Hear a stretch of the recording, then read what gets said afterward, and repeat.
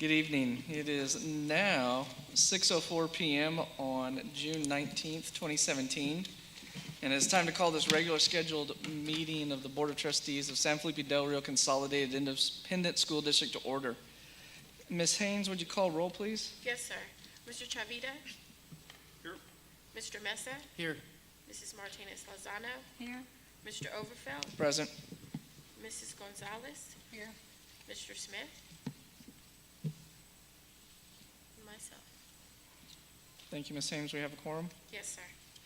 Thank you. Let the record show that a quorum of the board members are present, and this meeting has been duly called, and notice of this meeting has been posted in accordance with the Texas Open Meetings Act, Texas Government Code, Chapter 551. This time, if you would please stand for opening ceremonies, first with a moment of silence, followed by Pledge of Allegiance.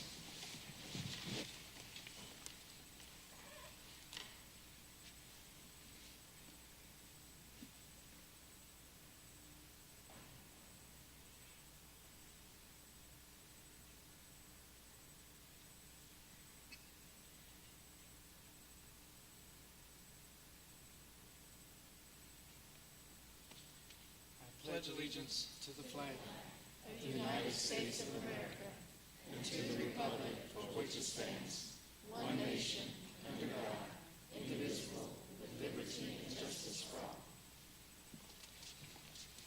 Thank you. You may be seated.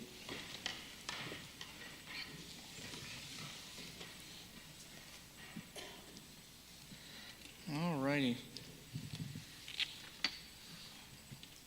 This evening, I'll start off by welcoming all those in attendance, parents, students, college kids here for your credit. That's great. All the other community members, welcome. We will start with recognitions. Recognition of the Del Rio High School health science students who earned industry certificates. Mr. Roger Gonzalez.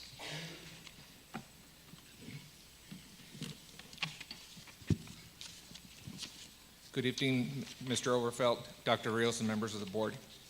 Career and Technical Education, CTE, is proud to recognize 57 students who recently earned their industry certifications in their respective health science capstone course.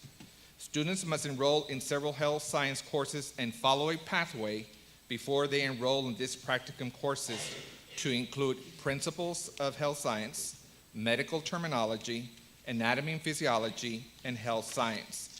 This year, students had the opportunity to not only earn an industry-recognized certification, but also earn dual college credit in several of its health science programs. Several of the students actually started off with OSHA Career Safe certification, CPR for healthcare, in addition to these certifications. Unfortunately, a lot of our students could not make it tonight. A lot of them are actually in orientation or actually in vacations. And unfortunately, again, the certification programs actually end at the end of the year. So again, we would like to also recognize several of the students that are actually here with us. So let's call our first group the Emergency Medical Technicians Program.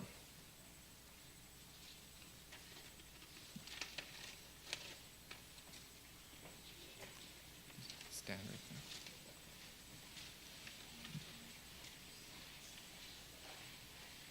Step up to the line. Students enrolled in the Health Science Emergency Medical Technician, or EMT program, have completed all the qualifications as required by the National Registry of Emergency Medical Technicians, thus earning the title Emergency Medical Technician Basic, or EMTB. These students completed 228 instructional hours, 28 plus hours in the lab for skills, 30 clinical hours at Valverde Regional Medical Center.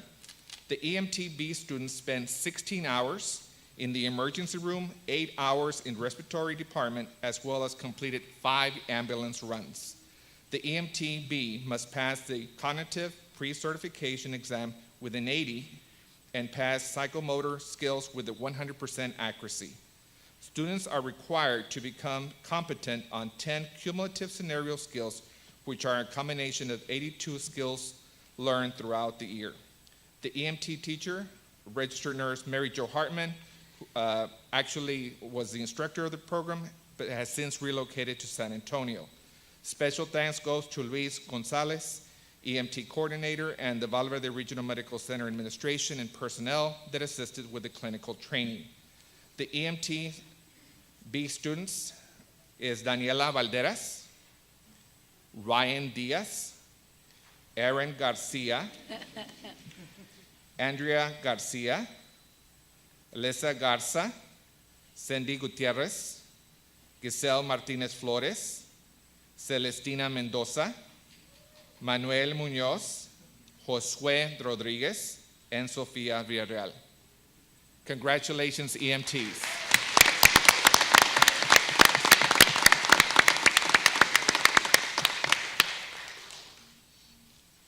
Standing for the picture.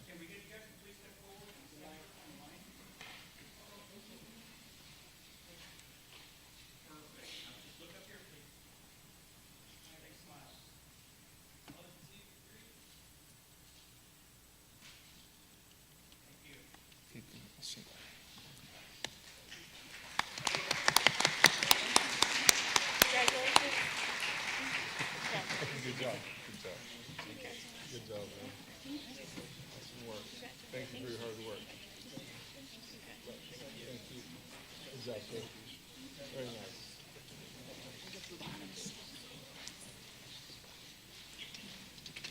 Congratulations, EMT. Our next program, health science program, is our Certified Nursing Assistant Programs, or CNA.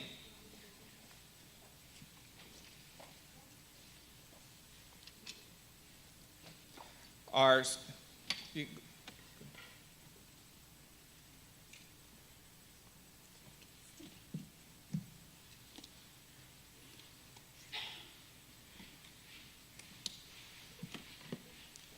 students enrolled in their health science nurse assistant program have completed all the qualifications as required by the Nurse Assistant Training and Competency Evaluation Program, thus earning a Certified Nursing Assistant, or CNA.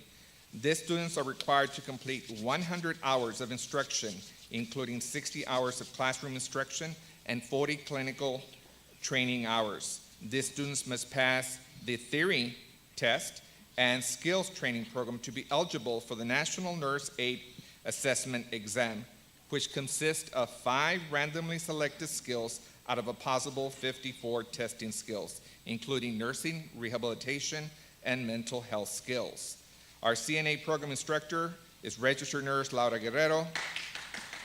And special thanks goes to our Valverde Nursing and Rehab Center administration and personnel for providing the facility for student clinical rotations. Nurse Guerrero will present the students with certificates. Our CNA certificates, Bianca Costilla,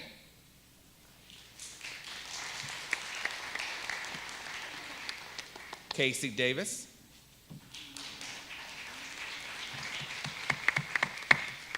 Brenda Duran, Ryan Gallegos, she couldn't make it tonight, Elsa Garcia, Elizabeth Hernandez, Alyssa Jimenez, Jessica Lopez, Priscilla Quintero,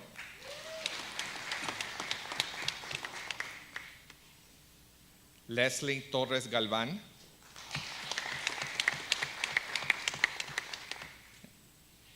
and Sally Garcia.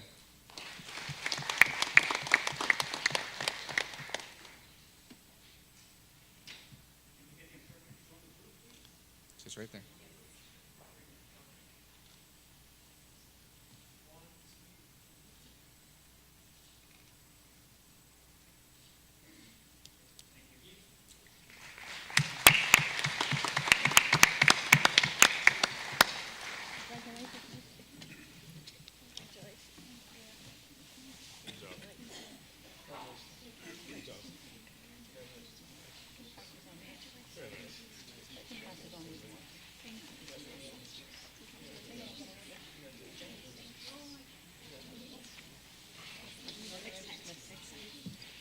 Thank you for your work, man.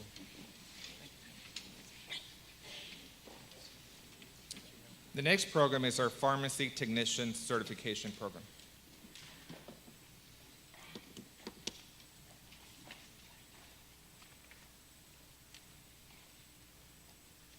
The Pharmacy Technician Certification, PTCE, is a computer-based 2-hour exam administered at Pearson VUE testing centers nationwide.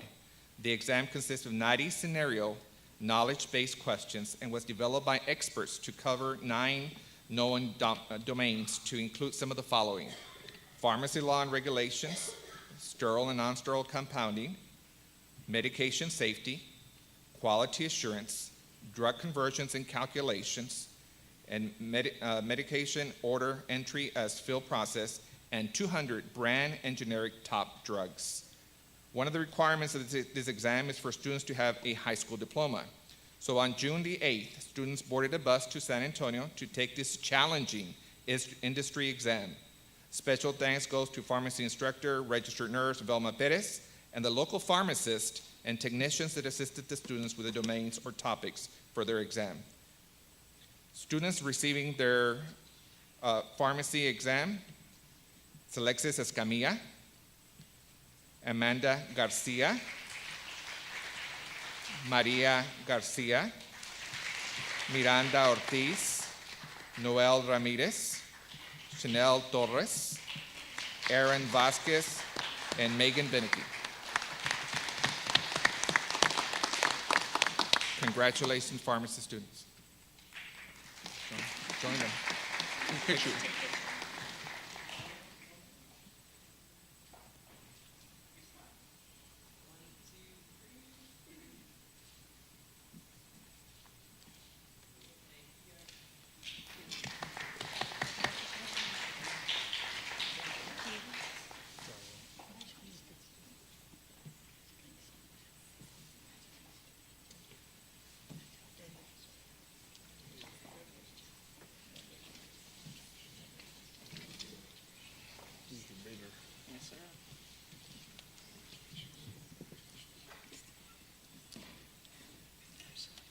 The next program is the Phlebotomy and EKG Program.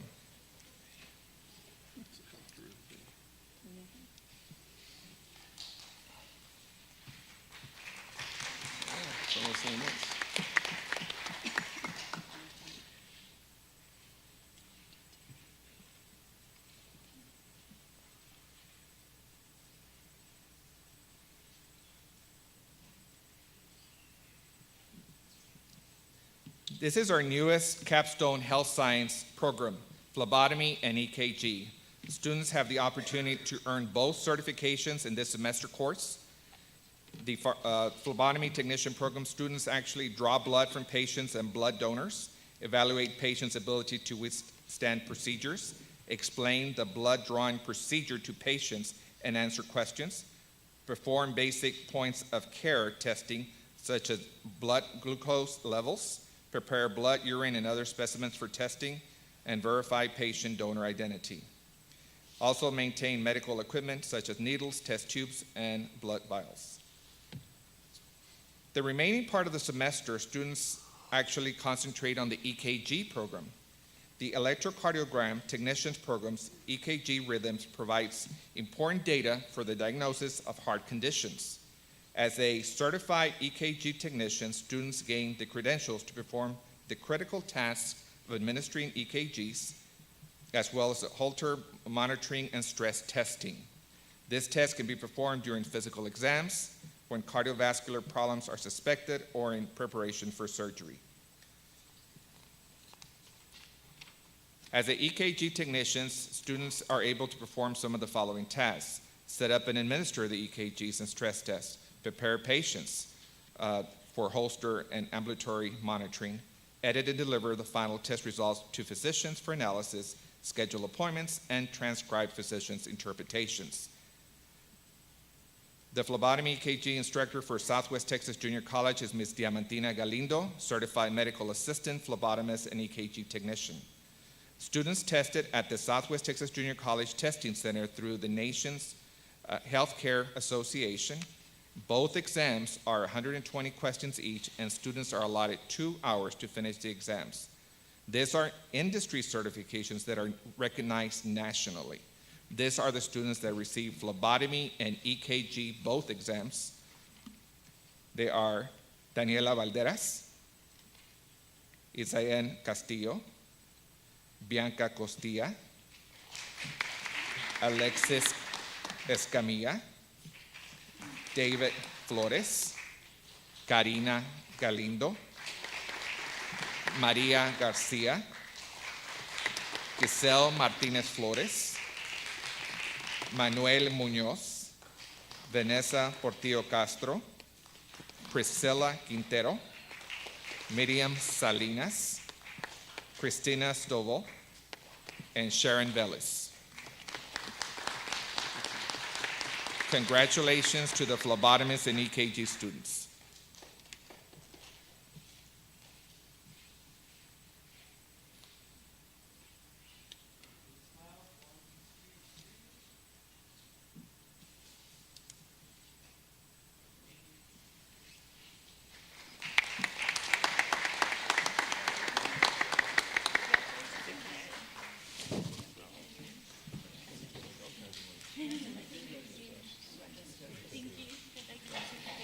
As you can tell, some of the students in our programs actually received 5 different certifications. They received the OSHA Career Safe, the CPR for healthcare.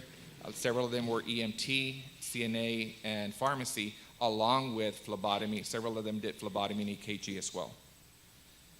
I want to acknowledge the supportive parents for their outstanding students and the support throughout the year. I would also like to thank Central Administration and the board members who continue to encourage and support our growing CT program. Thank you very much. Thank you.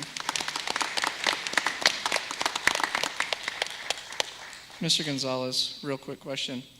Out of all of those that came with EMT and Pharm Tech and CNA and the phlebotomy and EKG that all passed their certification, they can all pretty much go straight into the workforce, correct? As a matter of fact, we do have several CNAs, EMTs that are already working.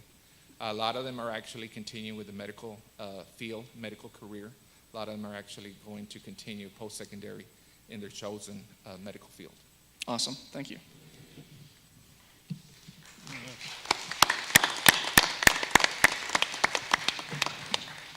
Item 4B, recognition of Campus Teacher of the Month recipients for May 2017. Dr. Patricia McNamara. Good evening, President Overfelt, members of the board, and Dr. Rios. At this time, we'd like to recognize our star teachers for the month of May. Unfortunately, due to other commitments, 5 of our teachers that are being recognized this evening could not be in attendance. Therefore, I'd like to recognize them and for the audience and for you as well. First of all, Mr. Thomas Cavello is recognizing Elisa Valdez, PE teacher at Del Rio freshman. Dr. Sally Zuniga Badetta is recognizing Dalamer Sanchez, math teacher at San Felipe Memorial Middle. Miss Cindy Salas is recognizing Hortensia Pettis, first grade bilingual teacher at Dr. Lonnie Green Elementary. Mr. Sergio Jimenez is recognizing Casey Risto, music teacher at Garfield. And at Lamar, we have Miss Myra Ritana, second grade teacher, being recommended by Maribel Flores, or recognized this evening. So if everyone join me in a round of applause for the people that could not be here today. Next, as a tradition, we're going to start with Dr. Pettis, Del Rio High School principal. He will now lead the recognition ceremony.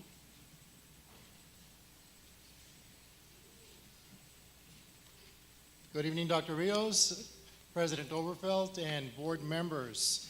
Well, we always wonder what happens to graduates, right? And here next to me is Josie Muniz, one of our Del Rio High School teachers who came back to her community after graduating in 2011 from Del Rio High School. I can say many wonderful things about Josie, but let's listen what the teachers have to say about her. I have been working with Mrs. Muniz as a co-teacher since the beginning of the 16-17 school year. She has demonstrated an ability to work with students, be they LEPs, 504s, special education, and regular students, by means of taking a personal interest in them. Her positive attitude, her hard work, and her extensive knowledge have contributed to the success of many of our students. I foresee that with further experience, she will continue to further advance the education of future generations of many students that walk through our school's doors. So congratulations, Mrs. Munoz, for a wonderful first year.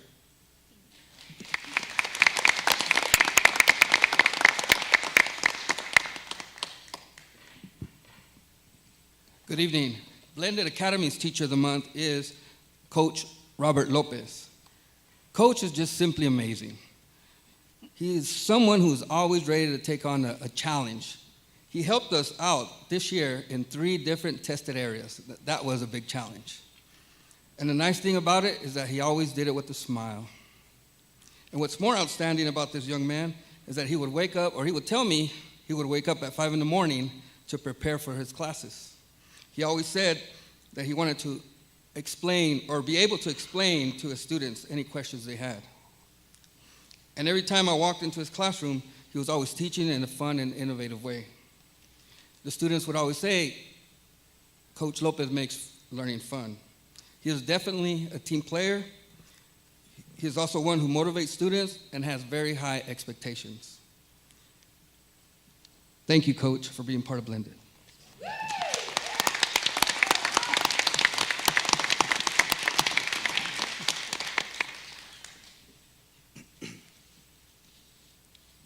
School Board President Overfeld, Dr. Rios, members of the board. It is an honor, it is a true honor, to introduce to you the Teacher of the Month for Del Rio Middle School, Mrs. Lori Esparza. I can't say enough about Lori. Mrs. Esparza is always willing to lend a helping hand with her students and on campus. She does an excellent job working with our 8th grade ELA department, helping our students achieve success.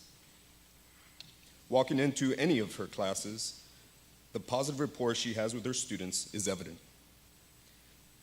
Mrs. Esparza also collaborates with other departments on campus and helps teachers with teaching strategies she uses in her own classroom. Mrs. Esparza is a great asset to Del Rio Middle School, and these are just some of the reasons why she is our Teacher of the Month.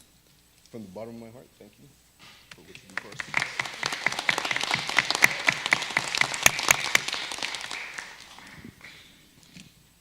Good evening, Board President, Dr. Rios, and members of the board. It is with great joy that I introduce to you our Irene Cardwell Teacher of the Month. Ms. Erlinda Sandberg is a retired, rehired teacher who has dedicated her entire life to teaching our young children. She spent 30 years teaching throughout the state of Texas, teaching both regular and bilingual students.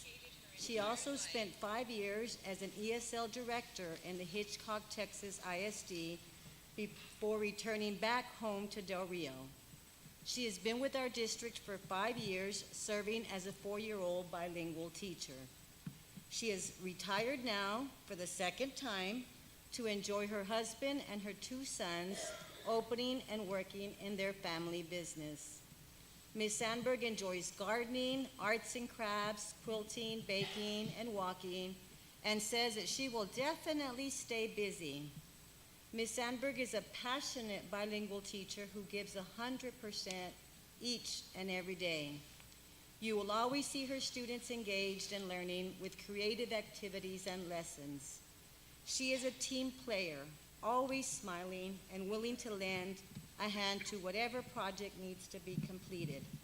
She's very compassionate to both her students, her parents, and her peers. Ms. Sandberg's positive attitude and warm smile will be greatly missed at Cardwell. We wish you the very best, Ms. Sandberg. Please come back and substitute.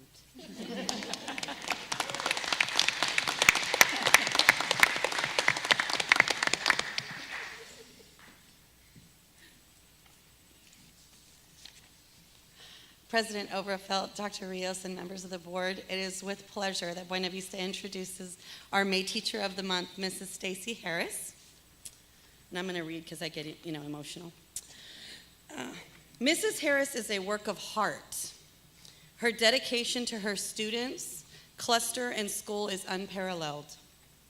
She continues to strive to support each student on campus by acting as a mentor and sponsor for student council. Mrs. Harris is everyone's biggest fan. If you look in the stands at any event, you will see her rooting on each Buena Vista student no matter the grade. She teaches 4th grade. She is a true champion for students. She makes connections that are powerful and lasting. She reaches out to parents to collaborate and build stronger relationships with them. She adapts her lessons, takes an extra time to reteach, and will always go that extra mile. Mrs. Harris understands that a child is as strong academically as is emotionally and socially. To have a teacher who adopts every student who walks into her room or by her room as her own is a thing of beauty. Thank you, Mrs. Harris, for loving Buena Vista, loving this crazy profession of teaching, and for reminding each of us to build lasting relationships with students that make them believe in themselves and their potential. Again, we congratulate Mrs. Harris.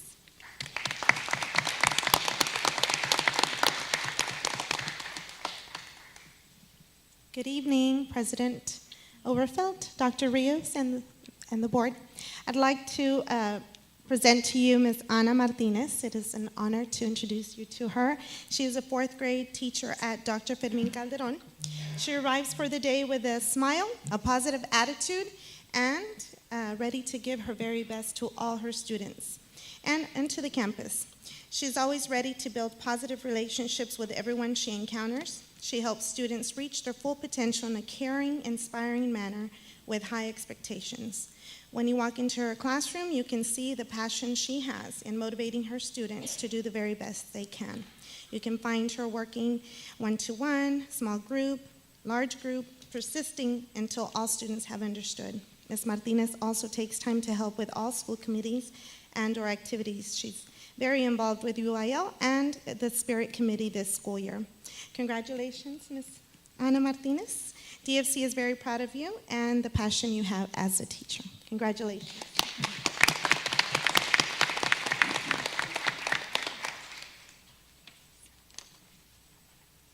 Good evening, Board President Overfelt, Dr. Rios, and members of the board. This evening, North Heights Elementary would like to introduce to you Ms. Rose Rizzo. Mrs. Rizzo is being recognized for her energetic, passionate, hardworking, dedicated personality to all the little people of our organization, our kinder students. There has never been a time when Mrs. Rizzo has put something above her students or our school. Most often, you will find her sharing her ideas, seeking advice, and lending a helping hand. She serves as a cheerleader, mentor, advocate, and truly defines the actions of teamwork.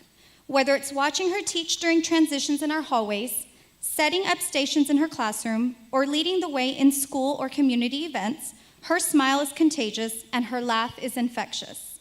At this time, it would also be unjust not to recognize her husband, Mr. Rizzo, who has to pry her out of the building every evening when it gets dark because she is still working hard, dedicating her instruction to her students. He truly is a dedicated teacher's husband.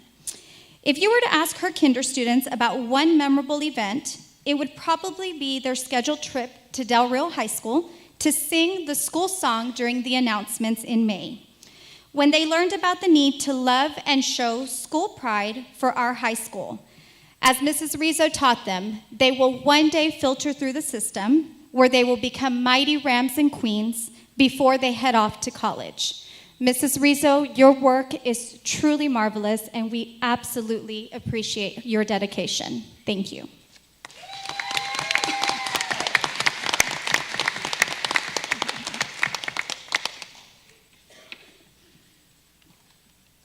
Good evening, Dr. Rios, President Overfelt, and members of the board. This beautiful lady standing here next to me is Carrie De La Rosa. She is our amazing and dedicated music teacher. Ruben Chavira is fortunate to have her. I had the privilege of working with Carrie for 10 years, and I think it's safe to say, and I think a lot of people would agree with me, that she is the heart of RCE. You will see her always going 100 miles an hour, and regardless of how busy she is, she always has that beautiful smile on her face. Anytime you visit her classroom, you will note student engagement, love of music, the integration of core area subjects, because she always supports her fellow teachers, and of course, the district's education plan. She participates and spearheads many music shows, activities at our campus and our district, and I mean many. She is always eager and ready to mentor and support all of our district music teachers. She loves her students, and they know it because she shows them with love and compassion. The best part of Carrie, Mrs. De La Rosa, is her humble heart and her dedication to service. Thank you, Mrs. De La Rosa. RC shines brighter because of you.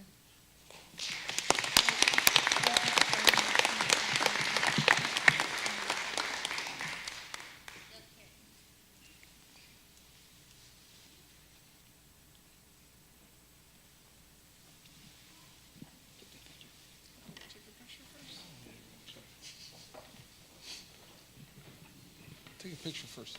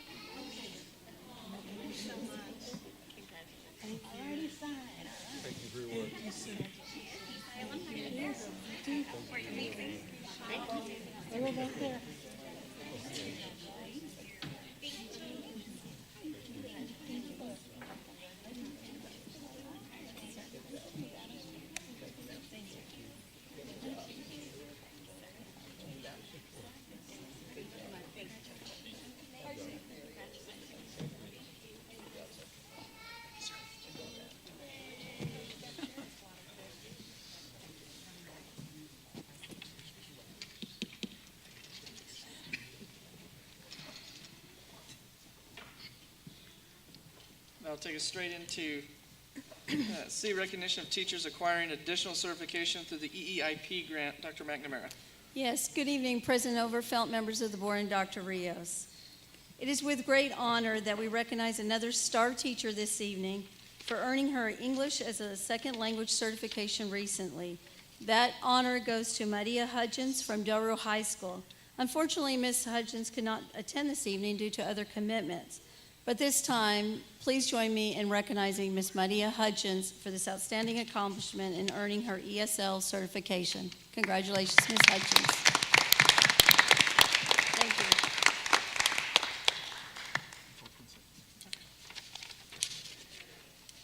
Thank you, ma'am. That brings us to item 5, citizens to be heard, and we do have several that have signed up for that. And I will take them in the order that they were given to me by Ms. Falcone.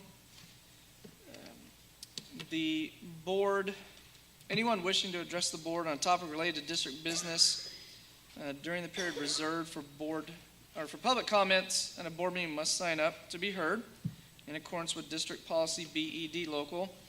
And before I get completely into it, was there any others or anyone else that needed to sign up before we?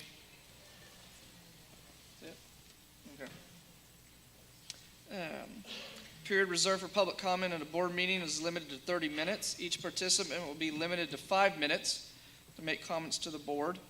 Under the Texas Open Meetings Act, the board is not permitted to discuss or act upon any issue that is not posted on the agenda for tonight's meeting.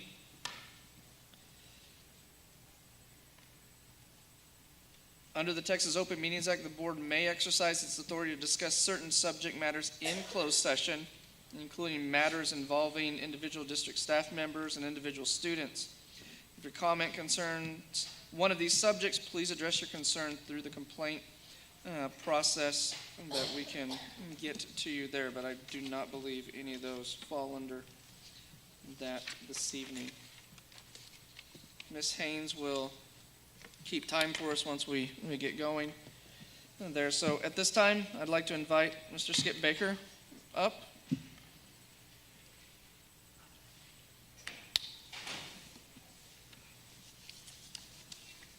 And the topic Mr. Skip Baker has signed up for is the Magnet School / Laughlin Air Force Base. Mr. Baker. Thank you very much. Good evening, board members, Dr. Rios. If you don't mind, I'll read a prepared statement. For me, it's a little bit faster, and I do get a little emotional as well. I'm Skip Baker, local business owner and current president of the Military Affairs Association. I'm sorry. Can you move the mic just a tad closer? We were having. How about if I get closer? There we go. How's that? Better? Thank you, sir. I'm sorry. I'll use my command voice. There you go. I'm here tonight to represent myself and more than 200 local business owners in support of the STEM Magnetic Elementary School to be located at Laughlin Air Force Base. We applaud your cooperation and hard work put into this project for the past 2.5 years, and that has gotten us to this point. With Laughlin's $243 million annual impact to our local economy, what you're discussing tonight is very important. We and our local Air Force partners see the school as a quality of life initiative. We appreciate we anticipate a possible base realignment and closure in 2021. The simple fact in this next round of BRAC is that areas such as education will be discriminators and tiebreakers in the decision. This community has a long history of partnering and supporting our base. I can't think of a better way to do this than a school where quality of life enhancement for all citizens and a STEM environment is created in an area that is a focus every day of the year. This school is also key to our community efforts in seeking future compatible missions, to expand opportunities at Laughlin Air Force Base, which would increase the already significant economic impact. On behalf of the 200 members I represent tonight, we thank you on your efforts thus far and urge you to vote in support of this project. Thank you. Thank you, sir.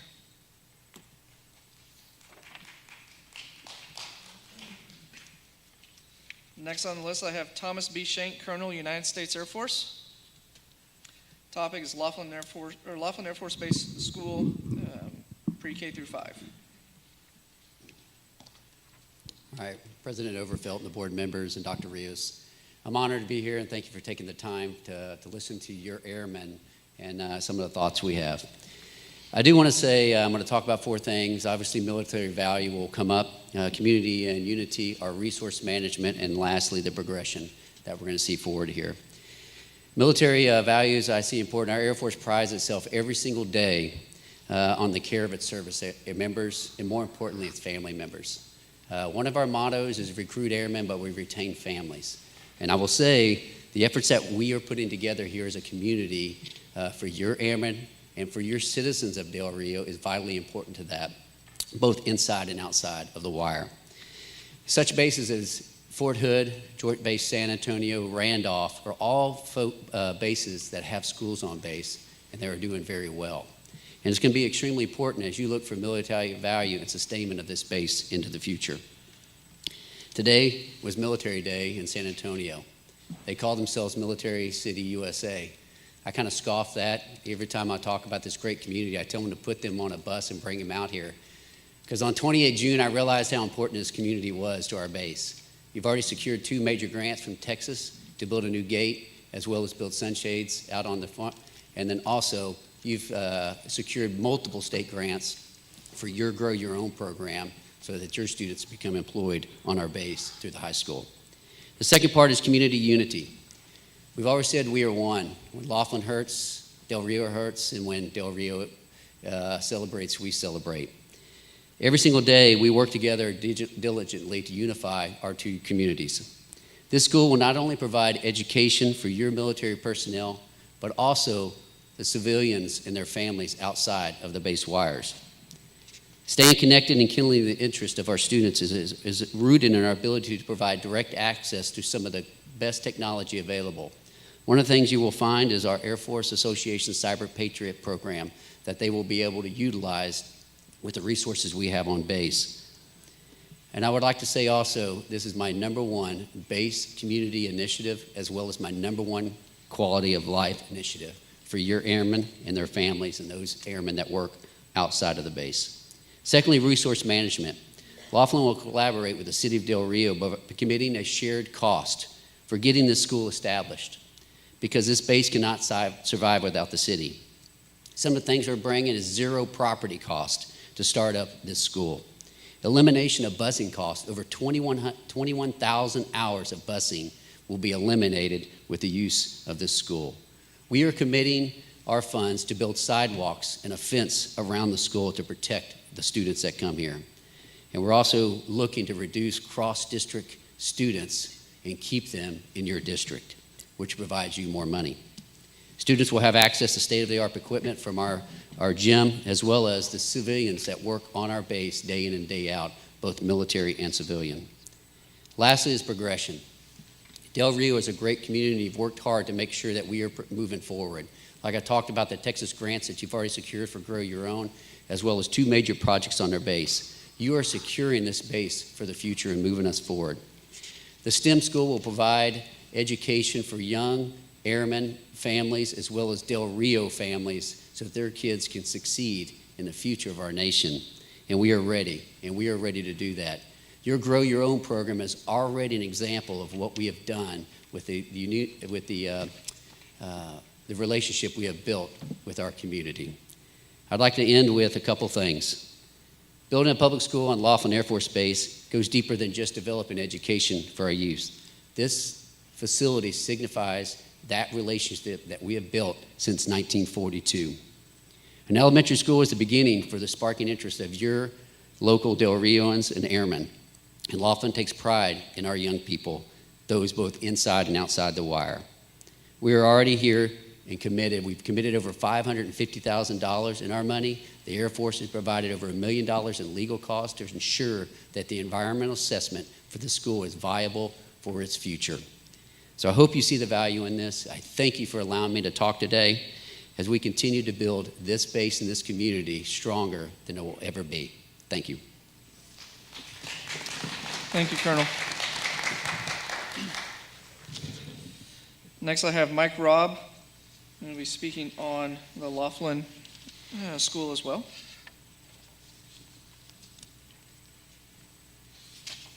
Good evening. I'm the I'm the president of the Del Rio Chamber of Commerce, and I'm speaking on their behalf, and I'm also speaking as a local businessman. And so I'm going to speak on the part that I'm familiar with as a businessman. That's the financial part. And I own a manufacturing company in town, and I can tell you unequivocally we need a STEM program. That's the future of jobs in Del Rio, is in science and technology and manufacturing. And so this is a chance to get the school partially paid for by Laughlin. When are you going to have that opportunity again? 3 years ago, the Pentagon started the public-private partnership, and this is a perfect opportunity for us on the other side. The environmental costs have already been paid for by the base. The base is going to provide the property. The base is going to provide the electricity. The base is going to provide the water and the sidewalks. You're going to save a lot of money in busing costs, and you're also going to have, all the students will have access to the gym and the track. So all these facilities are facilities that are being provided by Laughlin. So I think that's a great financial deal, and I urge you to take advantage of it. Thank you. Thank you, sir.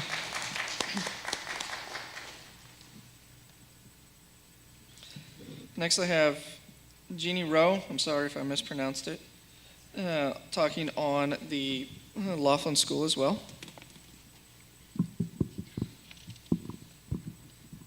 Well,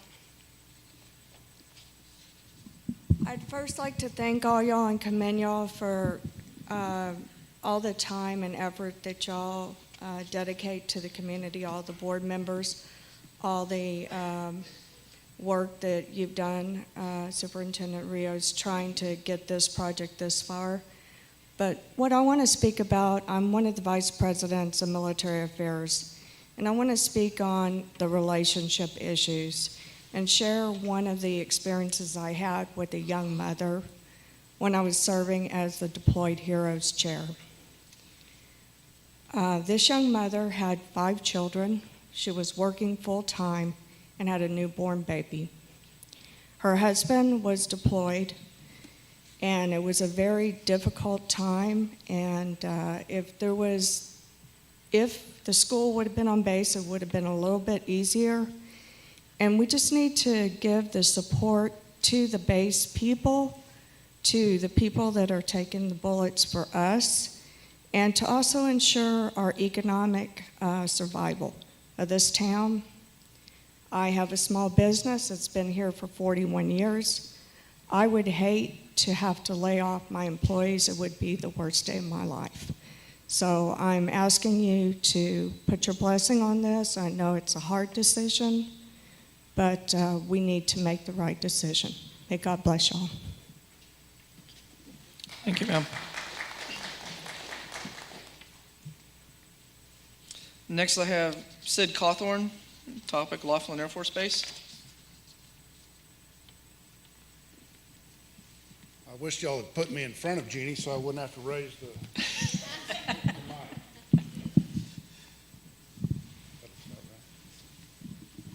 Good evening, and thank you for allowing me to speak tonight.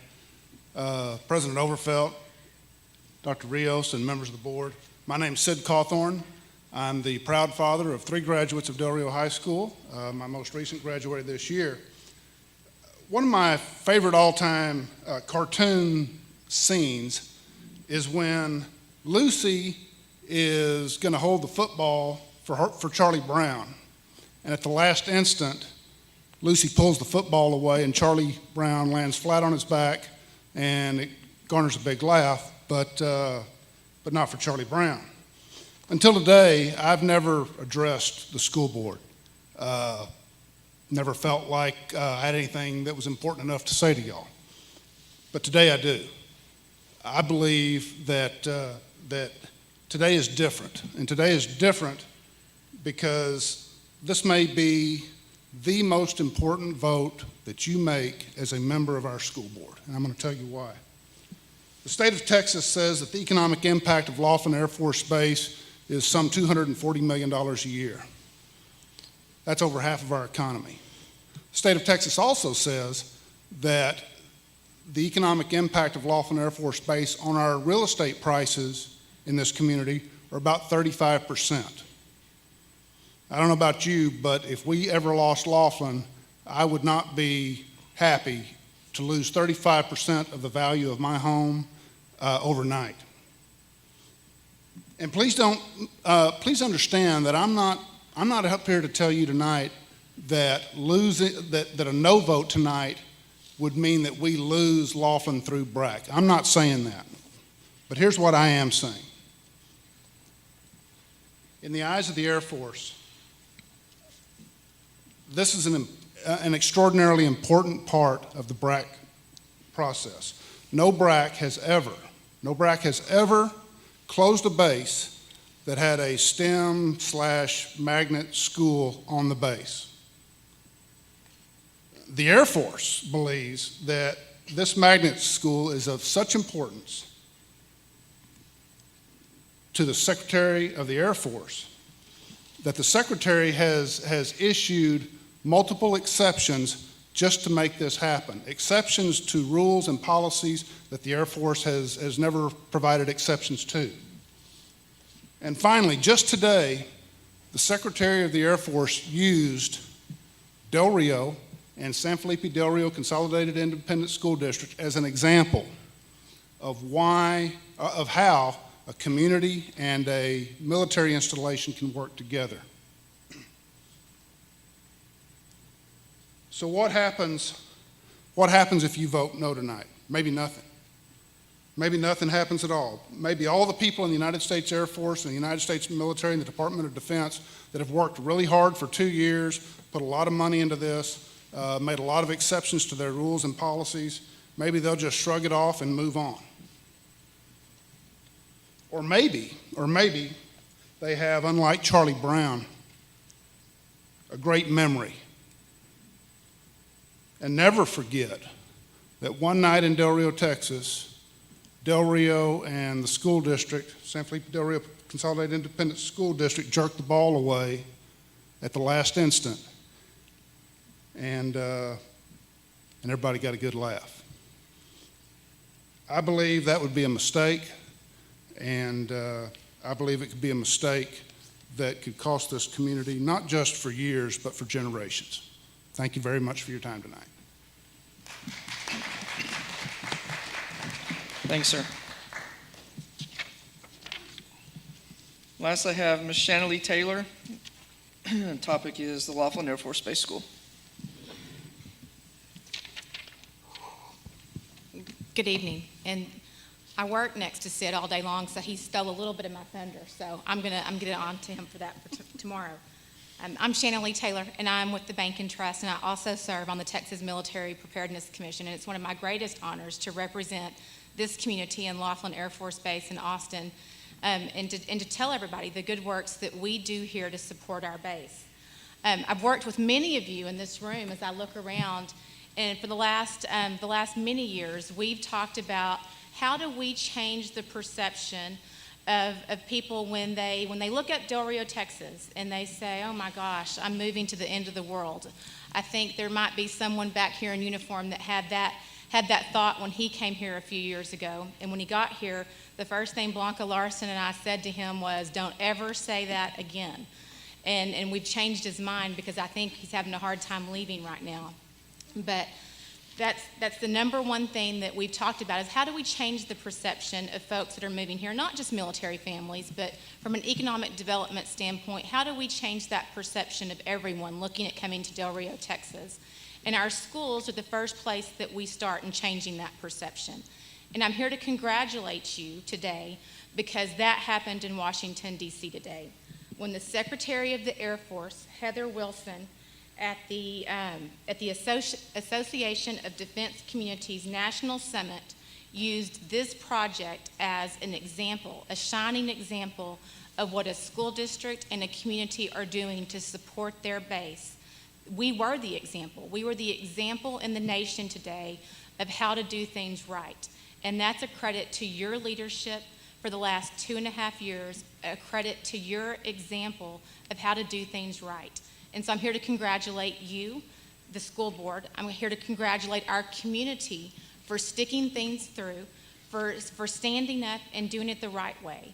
And so I urge you to continue that support and to vote yes tonight to see this project through because the nation is looking, the Air Force is looking, and we are the example tonight. Let's see this thing through.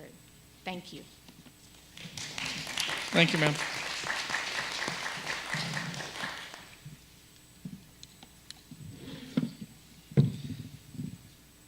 That concludes citizens to be heard, those that were turned into me. That takes us to 6 public hearings. We will open the public hearing on the optional flexible school day program. Dr. Garza.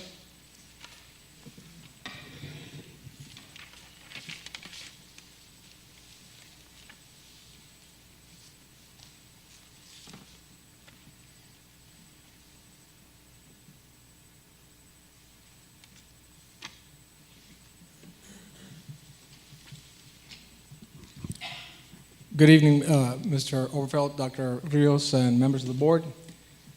Last year, we came to you to try to see if we could get the optional flexible days school program approved by the board, and we did. So this year, we're coming in to make sure that we review some of the data that our students that have been in this program, how they have done this past year. So last year, we actually went out there and selected some of these students. We have 35 students at the high school, and we also have 124 students at 89 students at blended. We started small. It sounds like a small number, but there is a big gain by having those small numbers, as I will show you. Last year, what we did, we needed to make sure that we would select some goals for this program. One of them was graduation. The other one was attendance. And the third one was a pathway to actually get to graduate. This year, we had 15 graduates from the 124 students that we had. And once again, these goals were presented last year. The graduation, attendance, and pathway to graduation. So we worked extremely hard. Actually, our principals worked extremely hard to make sure that we would get the success that we have. And I'm going to show you some data now. Of course, our first goal, one of our goals, was attendance. And as you've seen throughout the year, we've had great attendance gains. At the high school, we had 92.41 last year. This year is 93.18. At the real freshmen, we have 94.40 last year. This year, we have 95.19. And at Blended Academy, we had 82.87 last year, and this year is 83.70. So we have had some gains there. But more significant are these gains. Well, what I wanted to do was get the students, the actual students that were wherever they were at last year, if they were at the 8th grade, freshman, high school, we wanted to see exactly what gains they have had. So the first chart that you see there is total credits earned compared to last year. And I'm talking student for student. The total amount of students that these 124 students received last year was 161.5 credits. This year, those same students received 406.5 credits. That is a significant gain.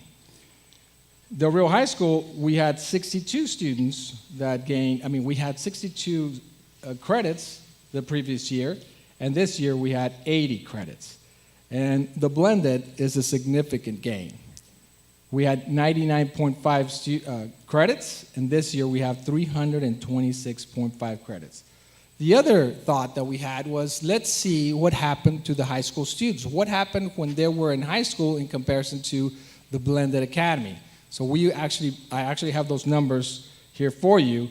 Those students, 89 students that were blended last year, only received 72 credits last year. But when they walked back to blended, where they were accepted to blended, those same students got 120 credits. So it's not only the optional flexible day. There is other significant factors that are happening at the blended academy that make a difference to these students. The next chart that I'm going to show you is the actual significance on the end of course exams. Last year, once again, the 124 students that took English 1, whoever took English 1, there was only 5% that passed. This year, 40% passed. English 2, 2%, and this year is 33%. And then Algebra 1, only 3% students passed, and then 73% passed this year. In biology, only 6% passed last year, and this year is 69%. And in U.S. history, only 8% of them passed, but this year is 63%. Here again, we wanted to see how the students that are at blended now, how did they do last year? So I'm going to give you some numbers, and these are total, not necessarily percentages. So of all the students that were at the high school, the 89 students that were at the high school last year, only one of them passed English. This year, 24 of them. English 2, only one of them passed last year. This year, 30 of them. Algebra 1, 0. And these are retesters, so that's why it's a big number, or a small number. And this year, 44 of them have passed. And in biology, 3 of them passed last year. This year, 36 of them. And last year in U.S. history, 5 of them passed, and this year is 31. So there is a lot of things that are happening at the optional flexible day, but also the actual instruction is going on with the students. So who is eligible for them to be in the program? Well, it's the same thing as last year. Students have to be at risk. Students have to be going to school in an implemented or innovative way. Students need to be attending a early college high school program. Well, that's not what we have right now for the optional flexible day. Or students need to have been having problems with attendance, which these students that we chose this year are exactly that. They were having significant problems with attendance last year.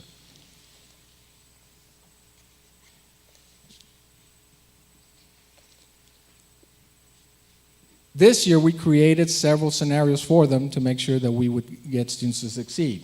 There were flexible schedules. There were classes offered throughout the year and also throughout the weekend. We also have summer school schedules right now, and they actually are attending those credit recoveries. This year, I know that many of our students were there till about 8, 9 o'clock in the evening. They also had the weekend classes.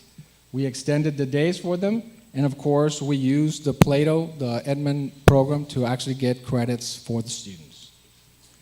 Also, a significant difference that we had this year, we actually were doing a lot of monitoring, making sure that we would pay attention to the students coming to school. It is the same program that we have for all the other students, but in more depth. They were actually being called to come to school if they were absent. We were creating a target and individual plan for each student. We were actually taking, the principals actually were going home to make sure that they would bring them in. We were doing the same thing, but a little bit more in depth to make sure that we would get the kids in.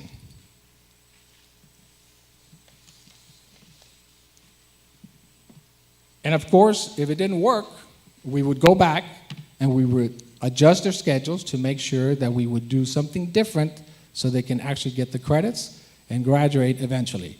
Our goal, once again, was attendance, graduation, and making sure that we would create a pathway to get to the end. Are there any questions? Questions from the board? Ms. Lozano? I just have one, Dr. Garza. What would be the disincentive for our students to just not show up because they want to attend this program? Because they might think it's quicker, faster, more flexible, which obviously it is. What would the be the disincentive? incentive? Disincentive. Okay, I'm not sure. Well, I'll answer it this way. Last year, we went back and made sure that we checked the attendance results from the previous year. That's exactly what we're going to do this coming year. We're going to look at these 124 students and see if they continue in this. They're not going to come to us and say, can I be in the optional flexible day? We're going to go find them. They're not going to come find us.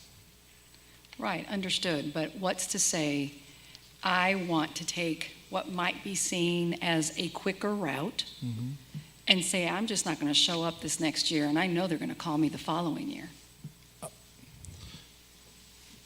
Ma'am, there's always a student or two out there that might be looking for a quick route, a shortcut. But we have to recognize that this shortcut previously existed through the ACAP program at the high school, where students could regain credits. So it isn't anything new. What is new is the in-depth service that's being provided to the students. The interview process that Mr. Rodriguez follows when students apply, there's clearly that possibility, but what's also clear, and I would hope clearer, is the results that they've gotten through the process that they've implemented through the selection of students. Getting the courses is one thing, but the fact that the students pass the test is a clear indication that the processes that have been established by the leadership there are proof of the adequacy of the program. So we're proud of all the programs that we've implemented over the last 4 years, and it's real easy to promote a program like our CTE or our early college high school, or hopefully our elementary at the base, but this is some serious work, and I think the proof is in the results of the state assessment. Absolutely. I think it's quite obvious, the significant improvements that have been seen.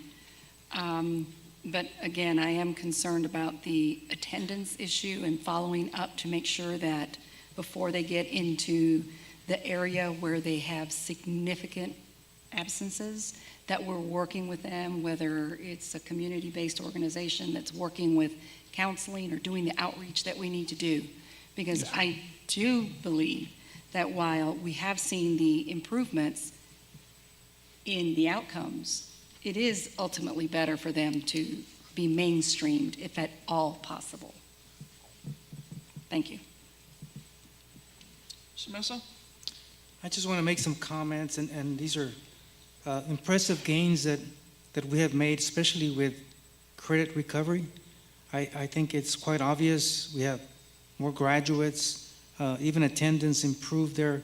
But I have to give special comments in regard to staff that was brought in for Blended Academy. I think we have excellent staffing there. I think one example was the individual that was selected for Teacher of the Year.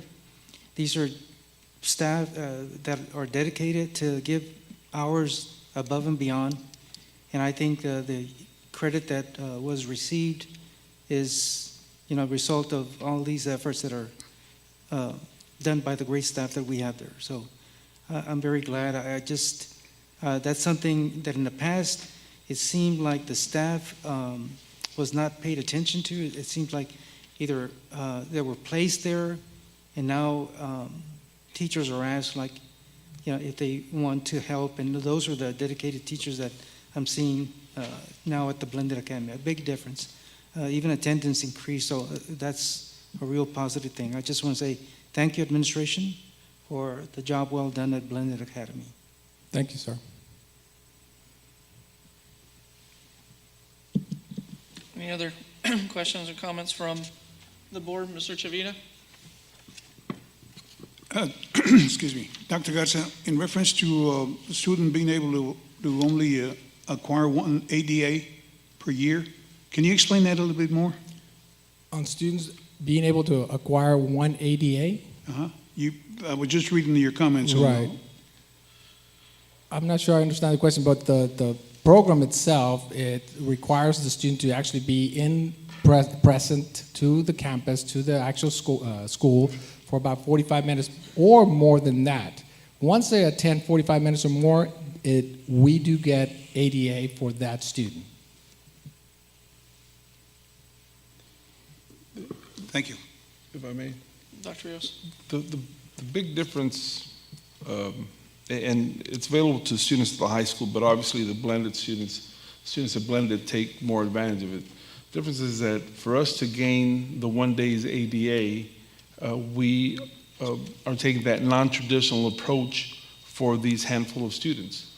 Some students work, some students do other things, but we receive credit for the number of minutes that they are there. So if somebody only goes 45 minutes a day, rather than count them absent for the whole day, they're being counted present for that time span that we're there. Now, we hope that they're able to come more than 45 minutes a day, and the reality is that most do come more than 45 minutes a day, but those are just the rules that they've set up for this optional flexible school day.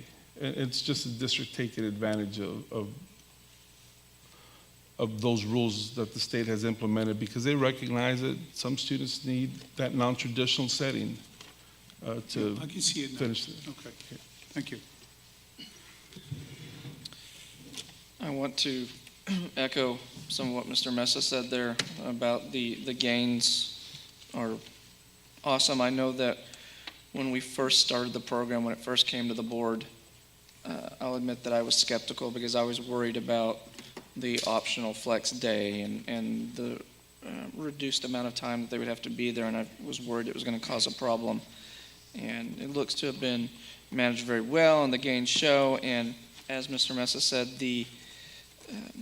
a lot of credit to the administration there and to the staff. I know several of the staff members there, and I know they put in long after the regular bell is over and done with, and see them 2 or 3 hours later. Or I got the chance to be the guest speaker, I guess it was a year ago, for the blended graduation, and some of the stories about the instructors meeting the students on a Saturday at McDonald's so they could use the Wi-Fi and complete projects and get stuff done, the dedication of the students. So I also, big congratulations, and I'm glad that it's working. Those gains, whether it's attendance or the number of passing, the EOCs, that's a great thing. So I commend y'all on doing that. Any other comments, Mr. Let me Chavita? just add to what just being said. The same way with attendance. I think this last 6 weeks, they went up tremendously. When you improve by 4%, that's quite an accomplishment. And I think something good is happening at all time because the kids wanted to be there. I think when we started towards the end of the year, the students themselves came up to the board and says, hey, we enjoy it. It's something great. Thank you for starting it. So again, I want to thank the administration for thinking about doing that. So congratulations to everybody involved. Thank you, sir. I think that's the comments from the board. I don't know if you asked for public comments from anyone here. Yes, sir, we do. Okay, I'll ask that. Are there any public comments on the optional flexible school day program that anyone would like to make?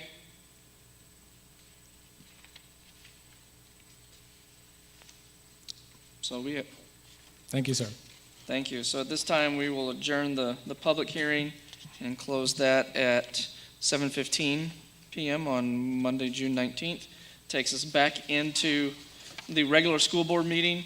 8A, reports, San Felipe Del Rio Consolidated Independent School District School Health Advisory, or SHAC report, presented by Dr. Garza and Elizabeth Moynihan.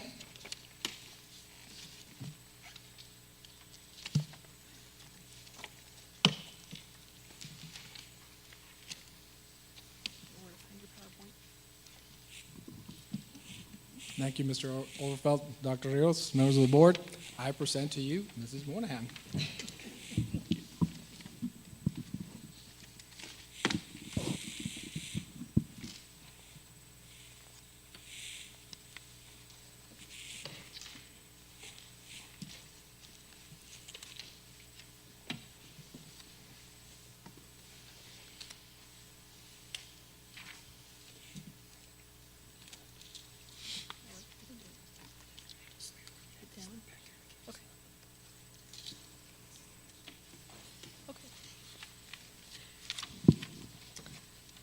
Good evening, I'm Elizabeth Moynihan. I was one of the parent members of the School Health Advisory Council for this year.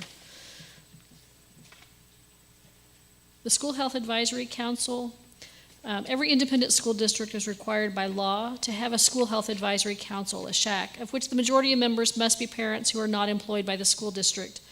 School Health Advisory Councils, or SHACs, provide an efficient, effective structure for creating and implementing an age-appropriate sequential health education program and early intervention and prevention strategies that can easily be supported by local families and community stakeholders.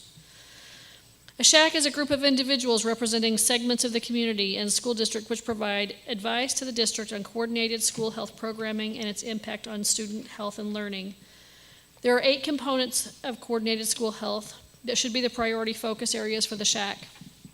These include nutritional services, healthy and safe school environments, counseling and mental health services, staff wellness promotion, parent and community involvement, physical education, and health education. The BDF legal, the board shall appoint at least 5 members to the SHAC. A majority of these members must be parents of the students enrolled in the district and must not be employed by the district. Next is a list of all of the members of the SHAC for this year. Ruby Adams was a school administrator, Denise Rubio, school administrator, Daisy Bocanegra, registered nurse, Erica De Silva, Maite Casas, Alfredo Contreras, Dr. Veronica Cadena, Andy Castro, Gilda Alvarado, Oscar San Miguel, Heather Von Ast, Jackie Perez, myself, Elizabeth Moynihan, Patricia Rodriguez, Danny Foz III, and Gloria Elias were all parent members. Patty Benavides was a certified health instructor, Nydia Contreras, certified physical educator, Debbie Escamilla, certified school counselor, Juan Salinas and Chris Tager, school nutrition services, Dr. Jaime Gutierrez, a physician, Carlos P. Chavez, organizational agency rep, Paloma Solis Carriaga, organizational agency rep, Nadia Quintero, organizational agency rep, and Joshua Kyle Solis was a parent member. The SHAC shall meet on at least 4 times each year under Education Code 28.004D/1. This year they met on September 29th, November 10th of 2016, and January 5th, February 23rd, April 5th, and May 11th of 2017. The council statement of philosophy: we believe the purpose of our schools is to provide a comprehensive educational opportunity that encompasses the intellectual growth emotional health, and physical wellness of our students, families, employees, and community in a safe and nurturing environment. It is our goal to empower the San Felipe Del Rio Consolidated Independent School District students, families, employees, and community to actively participate in the safety, health, and education provided in our community through strong leadership, open communication, and advocacy for continuous improvement. Health and wellness issues that were discussed: Healthy Futures of Texas Big Decisions Project, that's an education program that was at the 9th grade. Student random drug testing, student safety. We reviewed the bullying policy for the district, school district policy on attendance and illness, immunization update at San Felipe Memorial Middle School, wellness policy. At the elementary schools, we discussed recess and lunch schedules, including recess and lunch for all elementary campuses for at least 40 minutes. For the secondary schools, options for cafeteria food choices and promoting healthy eating habits and nutrition. Recommendations that were made for the 2016-17 school year included increasing 40 minutes of lunch and recess combined, continuance of the Healthy Futures of Texas Big Decisions project at the freshman campus, incorporation of health education through PE classes. PE and recess should not be used as a consequence for behavioral issues. Incorporate and vary topics for parental meetings and trainings to meet grade level needs, and offer different times for parent trainings to accommodate parent schedules, some during the day and some in the afternoons or evenings. The San Felipe Del Rio Consolidated Independent School District Shank will be seeking additional members through district homepage website recruitment. New applicant names will be brought before the school board for approval at the September 2017 board meeting. The 2017-2018 Shank will schedule its first meeting for October 2017. The 2017-2018 Shank will continue to explore and discuss current concerns and introduce any and all new issues brought forward through the committee process. Thank you. Are there any questions? Any questions for Ms. Haynes? I just have some concerns, and I'd like just to see how we're going to try to implement the recess time coming up for the next school year, because we know that our children need more than 7 to 8 minutes outside time. So I'd really like for us, I'd like to see how we're going to try to implement that. That's a big issue for me. 40 minutes gives our kids enough time to regroup and start over after a long day of sitting in the classroom. So I'd like to see the number go up, from 7 to 8 minutes. I'd like to see how we're going to incorporate that, please. Yes, ma'am. We have had extensive discussions with our chief instructional officers, and Ms. Aida Garcia, I believe, is sitting back there. We talked about it, and she knows in her discussions with the principals over the summers that on the recommendation of the Shank, that is a priority. Recess will be included for this year. I know the principals are in attendance, so they're shaking their heads. They can attest that they received that message loud and clear. We appreciate the Shank for their input, and you will see a schedule change this coming year. If you have any specific questions other than how we're going to increase it, I'm sure Ms. Garcia will answer. She's already had discussions with the principals. It's a done deal.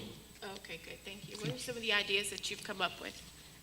So what we're going to do is, right now we're talking about 40 minutes. So 20 minutes, they can go ahead and have lunch. And then the other 20 minutes would be outside recess, unstructured activities. So it's not going to be like the coaches telling the kids what to do.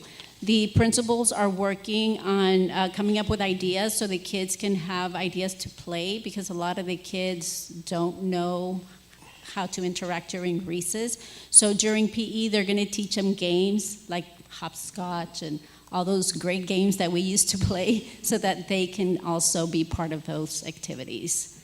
But right now we're starting with 20 minutes eating and then 20 minutes. And the principal's already aware, they're already working all that time in their master schedule.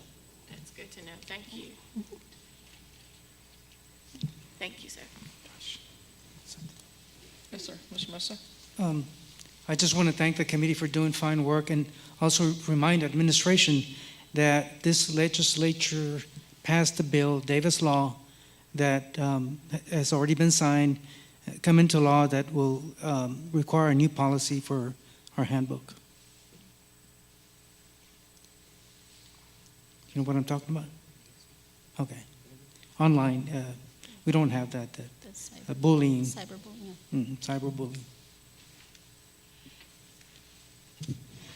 Any other comments? Thank you. Thank you.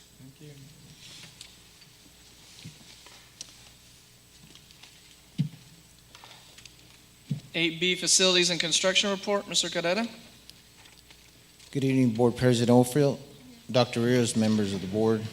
I have a short presentation, construction update.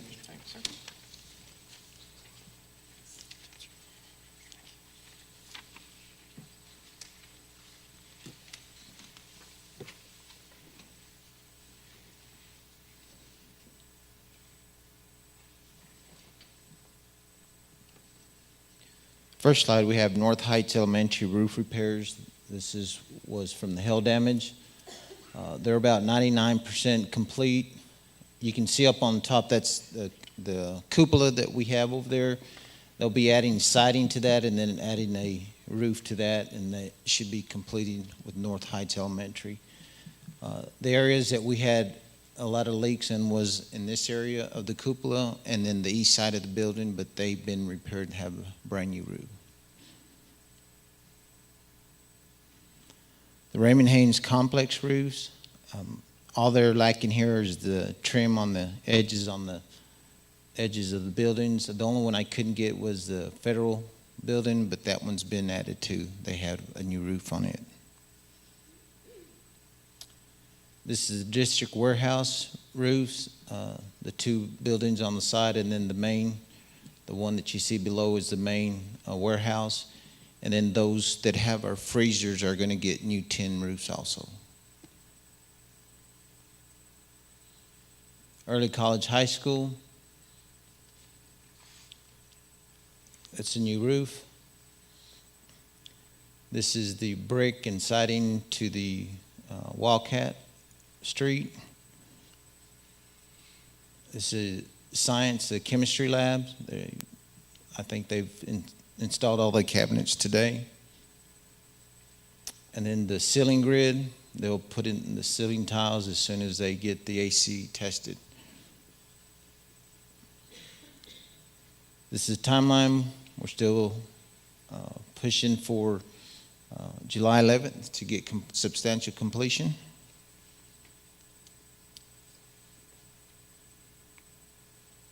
And this is the front of the Early College High School. Later this month, we'll be bringing for the landscape and the parking on the Wildcat side, that area there for getting new parking area, asphalt parking. Do you have any questions? Any questions, Mr. Mesa? Will that entrance and exit be lower down? It's always so hard to, it's a steep drop. And if I use my wife's car, it's going to hit, the pavement. Every car does that. And it's hard to see the sides because you're going straight down. Is there any way that can be somehow alleviated? Mr. Mesa, we're going to bring two different recommendations on the asphalt. On the top part of where the board members used to park, if you come in on those two entrances, there isn't too much that we can do on the first one because it's so high. And if you look at the sidewalk that they did to make it ADA accessible, you can see how much elevation there is, and it would take a whole lot of work to change that. Now, in the second year, we'll bring a recommendation to redo the parking in the back, and at that point, we can do something because there's a whole lot more room back there to decrease the elevation. So the answer is yes, but it's in the long run, but it'll be on the back. On the side of the Wildcat, we can't because there isn't enough room to decrease the slope.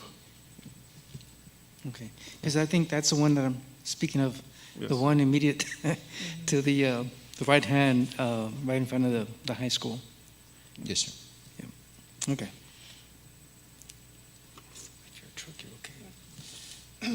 Any other comments on any of the construction? I know that I'm watching it like daily because I go in when I'm teaching over at the college, go up there, where we had to make that cut for the ADA sidewalk. We've got some, our landscaping, I guess. Are we going to try and build a retaining wall so that doesn't eventually end up on our sidewalk? That is when correct. It rains? Yeah. Yes, sir. Okay. And then I know the city, it was either the city or school district put a crosswalk in there by the old junior college administration building out front, because we had a lot of kids from the high school crossing for dual credit. But now that we got that ADA one that comes down to the corner, are we going to look at putting another one or a box one where they're going to and tell the students you need to use the crosswalks, don't play Frogger with the traffic? Yes, sir. I've already requested that. Okay, cool. Thank you. That'd be it, I guess. Thank you, sir. Thank you. We have next is C, attendance and discipline report. As is custom, that is sent out to us normally in advance. Does any member have any questions that need to be asked about or answered, about the attendance and discipline for the 6 weeks that we just wrapped up? I want to make some comments. Yes, sir. Okay. Mr. Mesa, comments?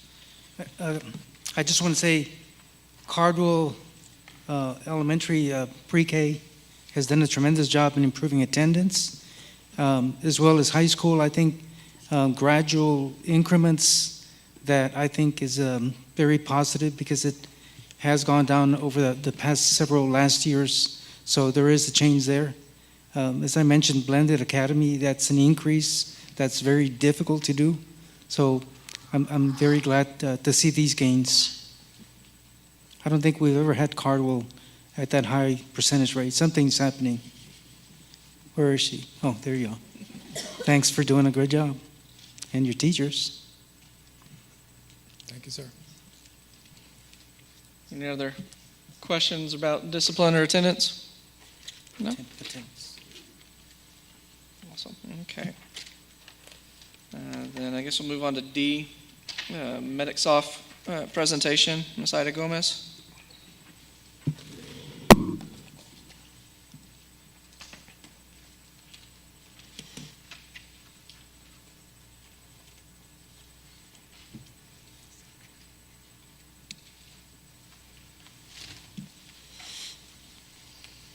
Maybe.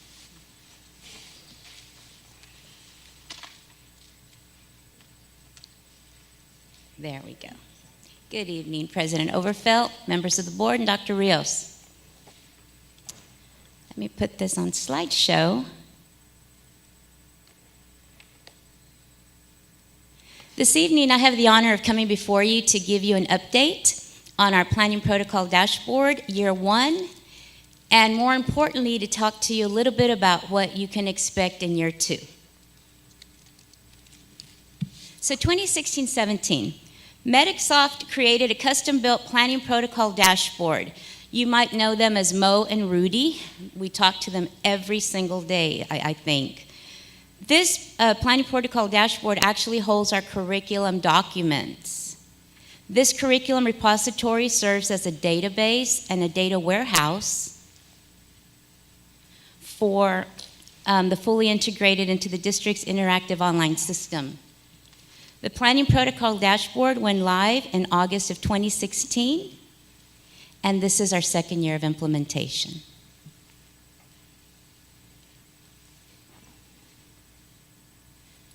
The dashboard, if you remembered, had several components. This is where the teachers would do a one-click stop when they're writing curriculum. It had different variables in it, such as the yearly documents, the year at a glance, and the TEKS verification documents, the planning guides. Their IFDs are probably the most important document, along with their roadmaps and their learning target guiding question sheets. Assessments, resources, textbooks, and planning data was all a part of the dashboard, which I'm going to show you in just a moment. I do want to note, however, that this was custom built. I don't know of any other dashboard or anything like this that any other school districts are using that was specifically created for the district. We could have purchased something and adapted, but instead, this particular dashboard is something that has been created to help the teachers. The planning protocol dashboard has also helped us to upload exemplar lesson plans, which I'll be able to show you. The Education Foundation funded these for us, and we went out and recruited teachers and worked with teachers and came up with some outstanding lessons. Actually, the teachers came up with them. We just guided them, and we've uploaded them into this dashboard. We can also house the interactive flex books. So at this time, I'd just like to take you through a quick demo.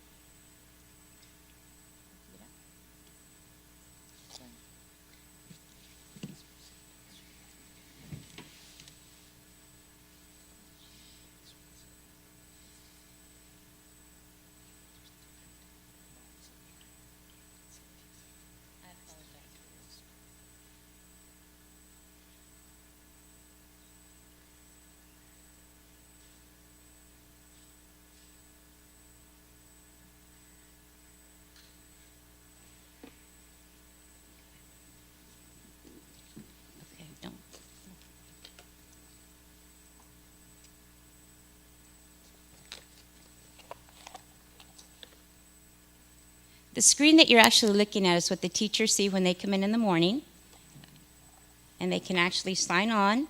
Everybody has a user, a password and user ID. The difference is that as a district administrator, I have access to all the tiles. Teachers only have access to the tiles, well, not the oops, but teachers actually have access to the tiles for their particular grade level. Let me try it off of my regular planning protocol. They actually, when they come in into their classroom, will see something that looks like this little coffee cup. I can take you through this one. So you'll see all the different tiles. Teachers, if I'm a kinder teacher, will see kinder ELA, math, science, and social studies, and so forth. If I'm a GT teacher, I will have a tile specifically for me. As you see, first, second, third, all the way through, every content. If I am a special ed teacher, for instance, in elementary, I have access to all the documents because I'm working with students from every single grade level. So depending on how the course master is, those are the tiles that they actually get. You'll see that it continues all through secondary with our Algebra 1, Algebra 2, English 1 and 2, 3 and 4, Biology. And as we're entering the 90-minute block, you'll also see all the new ones for Spanish 2 and 3, all different electives such as French. This summer we plan to incorporate the CTE courses as well as pre-K. We're actually working with Cardwell. They're actually writing curriculum this week as we speak. All of their curriculum will also be incorporated into the dashboard. For a demo purpose, I can use this Algebra 1 tile. And you'll see here at the very top, across the blue, you have the yearly documents, the planning guides, the assessments, the resources, textbooks, and planning data. Those were all year one. Your documents, if I look here, I have my year at a glance, and you'll see the square down at the bottom right. It's small, but at any point in time, teachers can click on the square and it enlarges for them. Again, components that we ask the programmers to do for us. We go into our planning guides, for instance, you'll see their roadmap.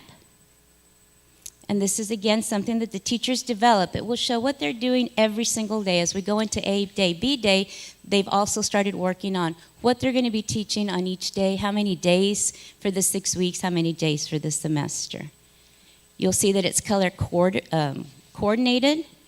The red is for the readiness standards, and the green is for the supporting standards. Just makes it very uniformed across the board. You go into your assessments, and you'll see right here, again, we can enlarge it. This is a profile test. The teachers actually check this at a certain point during the 6 weeks. If any corrections need to be made, the coordinators do make the corrections and send it out in plenty of time for the testing. We have our resources. Again, for instance, for this particular lesson, there's a card sort. Teachers have the resources right here at a click. There's an entry ticket. Here's a journal entry. Whatever it is that the teachers need for that particular lesson falls under the resource tab. We have our textbooks. In this particular case, we have an Algebra 1 Flex books and the Algebra 1 CK12 book. And I'll just show you, it's here on the dashboard. All they have to do is click it, and their book comes up, excuse me. I'll show you some of the functionalities. For instance, systems of linear equations. You will have a teacher that's working through this. It's all been uploaded onto the dashboard at a click. All they have to do is bring it up as easily as I did. And then you'll see that here they have their learning objectives and they can start teaching. There's also videos that are embedded right on the dashboard. For instance, if I clicked on this one, I don't know if the volume's on. It's barely on. But you can see that at a click of a button, they can get to their video. At the same time to find points or X and Y coordinates which go together for both systems at the same time. Remember that when you graph a line... Again, teachers have all of that at their fingertips.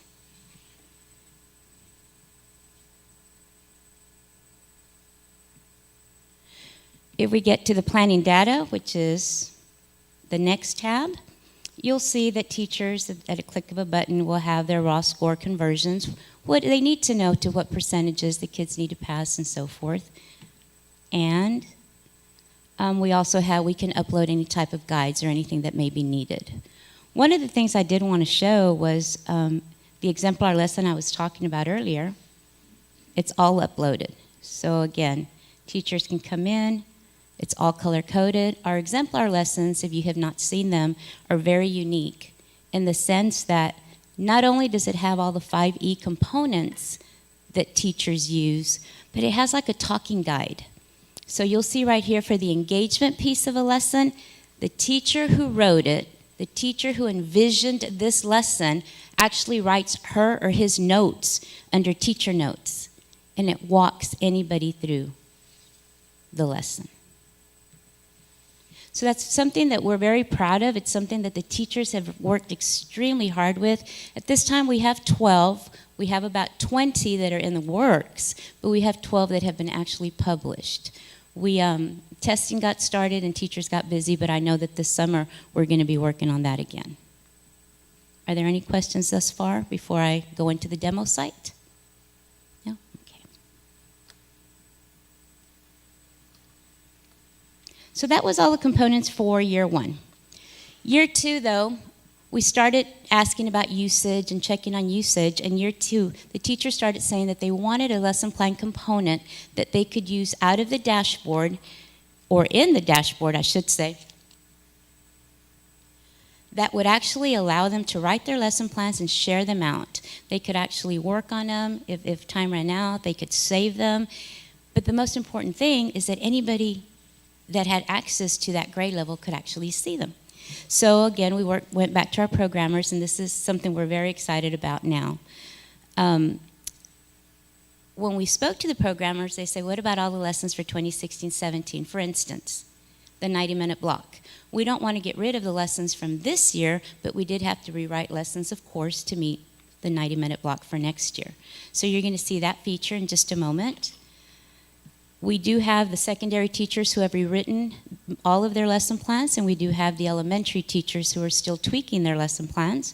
And as mentioned before, we have pre-K and CTE teachers who will also be uploading. See if we can get this one to work. This one would be a demo site. It's in the works. We are targeting for a August a deadline so that we can get started on this.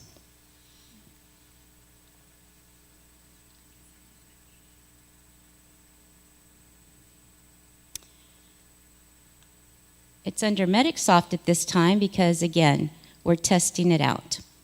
So if I go into the lesson plan component that I was talking about earlier, I'm going to use the 6th grade ELA lesson as a sample. At the very end of the blue column up here where you see the little arrow, this is new. Everything before it was there this year, but this new lesson plan component is what's new. Teachers will now have the ability to create a lesson plan in the dashboard. So for instance, I could go right here to a brand new lesson plan. I could say week 1, current. You see right here that week 1 would, in the third 6 weeks, would be November the 14th. However, planning, it changes to 2017. So you'll see that we've already started inputting how many weeks are going to be in this particular 6 weeks and so forth. A teacher could come in, for instance, and start a new lesson plan. It would look something like this, and they would create a new template, and the template would come up. They would then go in and they would add any TEK. The TEKs are already there for them. We've already identified which TEKs are taught because they've done their roadmaps. So they would just click and insert. It's a demo site, so it's not going to let me, but I'll show you a completed one in just a moment. But I wanted to show you how easy it is. They would click and insert, and then that would show up. Their learning targets is something that they have to handwrite right now. All the teachers have written like an overview, and they use that document to create lesson plans. The difference is that right now their lesson plans are hard copy. They actually sit around a table and somebody takes notes and writes them. Then they go to the resource room, they make copies. Then they put them by the front door so the principals can see them and so forth.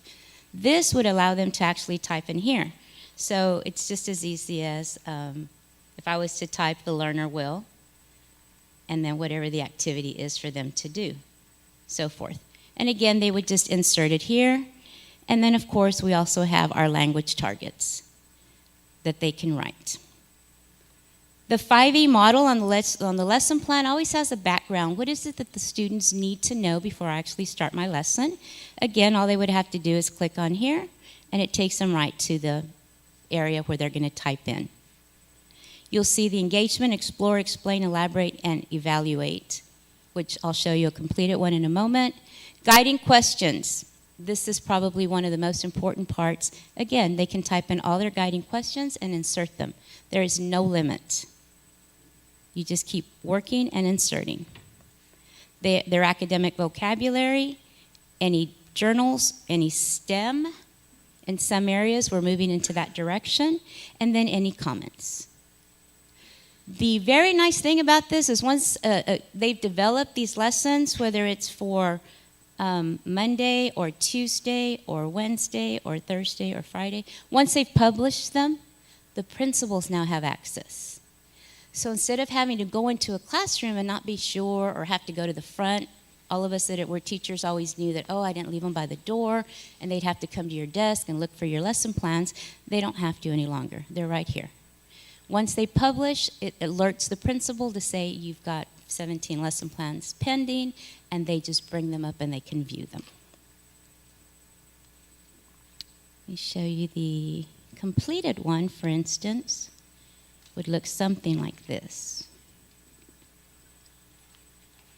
You'll see here that the TEKs were dropped in, where it says 6.2a on this corner. Then you'll see your learning target. I will discover the meaning of new words containing the root, your language targets, all embedded in once. Let's just pretend that this teacher wanted to do this lesson for 3 days, because it's a 3-day lesson. They don't have to rewrite it all. You just copy it on the next day. They have that option. You'll see here the background, the bell ringer, the roots, the pretest, anything having to do with the lesson, they'll type it out here. In this middle column is their formative assessment. How are they going to check it? Is it going to be an exit ticket? Is it going to be guided? Is it going to be a think, pair, share? What is it it's going to be? And then, of course, the differentiation piece. The engage piece, the explore, the explain, the elaborate, and the evaluate. The guiding questions are embedded. They're typed out. There's their academic vocabulary. if they made a mistake, if they got together and said this word, logical order is no longer going to be used, they could just come in and edit it. They could cancel it, and it would disappear from here. Again, it's a demo site, so it's locked. Or they could trash it, and it would say, are you sure you want to delete it? And you'd say yes. Pretty much that simple. Any questions on this part? This is the upcoming piece. Mr. Mesa? Yes, sir. I know some districts that are using something very similar to that, and substitutes have to be trained on how to access the lesson plans. That's a very good point. We do have a substitute component that's also going to be part of year 2 that I'd like to show you, if I can get back to the other one. It won't work on this one. But having said that, Mr. Mesa, teachers would be able to go into ASOP, they'd be able to request a sub, and then they would be able to link their lesson plan straight to it. Okay. Let's see if I can open it. If not, I'll go to the original one. So you'll see here when I hit this little lock button, at the very top you see student and family. If I click on that, any parent in the district can come in and look here at any learning target guidance sheet questions. What is it that your student is learning? The new apps that are added to this, because we did already have this, is this little 9 box up on this corner. If you click on it, you'll see My Apps. And what we want to do is we want to give parents, and we want to train parents, we want to work through the federal programs, we want to work with all the principals, we want to come to the campus. Parents can actually have access to all these online free services just through the dashboard. So let's say that I have a preschooler, I'm a mom, I'm at home, I need something to give them. You would just go into these apps here and you could actually work on them. Here's one right here on counting. You'll see here that there's practice. And for instance, this one says place 7 squirrels in the box. The student. It's interactive. We would give them all the sites that we have access to. If any usernames or passwords are required, we would also provide those. The student can check it and hurrah, we're correct. So you'll see those kinds of options. You'll also see very transparent.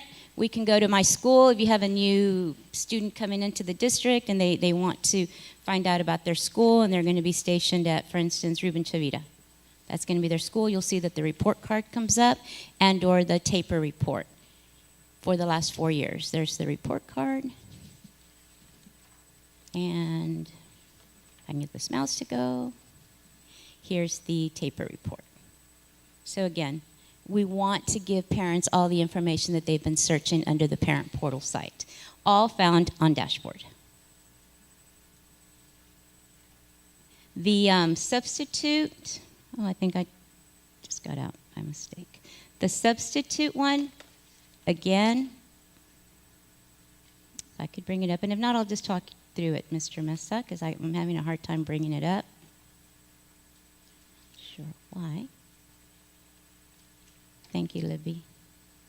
So right here, when you go to the lock also, you'll see right here that you have teacher, principal, or school administrators, you have district administrators, and or you have the substitutes. If I click on the substitutes, you'll see that it's coming soon. What this will do is if I have a 1-day sub, I request a sub, I link it to this, there is an EKOHI code, EKOHI code, that the teacher, the principal would have to give the teacher, and then she would insert it, and it would give her access to those lesson plans for that duration, only for that duration. If I'm a long-term sub, however, I'm going to be given a begin date and an end date so that I have access to all the lesson plans. This should really help us. It'll help the teacher not having to rewrite everything, and it'll help us to continue on the same pathway, not lose days of instruction because everything's here. And because it was written by the entire cluster, there will be that level of support. So you'll see there that in year 2, we're adding the lesson plans, we're adding the student and family, which was the My Apps, My School, and My District reports. You'll see that district administration will now have published lesson plans, which I don't know if many principals still have to collect lesson plans. This would solve all of those issues. And then, of course, the substitute link. This year, this is a copy of the usage report. So you'll see, like, for instance, Buena Vista Elementary had total sessions totaling 2,053 sessions. We expect this to multiply. We just expect the numbers to increase because now we're giving teachers a reason to use Dashboard daily. Their lesson plans will be in here along with all their documents, their flex books, any exemplar lessons, all their resources, and then, of course, we're going to add the big component of parents. And that concludes my presentation, but I'd be happy to answer any questions. Mr. Overfeld? Yes, sir. And thank you for coming up with that, the last, Yes, sir. I'll put it back the up. usage of Yes, sir. which I requested. Yes, sir. And the reason that I did, because you can see the difference in the utilization of the program. Because a lot of money is spent, and teachers should use it, and we need to encourage them to. It's such a great program, and I really thank the administration for coming up with that program. Especially, it's unique in that it was written for us, and if we continue, I notice without having to mention anyone, there's a lot of difference between the usage of that program. And there are, and just one little explanation is that this is really built year one for core content. So if I'm a pre-K, their lesson plans weren't even in here. It was maybe they were starting to use the calendar or something of that sort. So we're hoping to see a lot more uniformity next year because we're hoping to put all the lesson plans in here for all content, including electives, PE, CTE. But again, I thank you. There's so much information that teachers don't have to utilize the program, and they'll have a super lesson for not only for that day, but for the whole year. Yes, sir.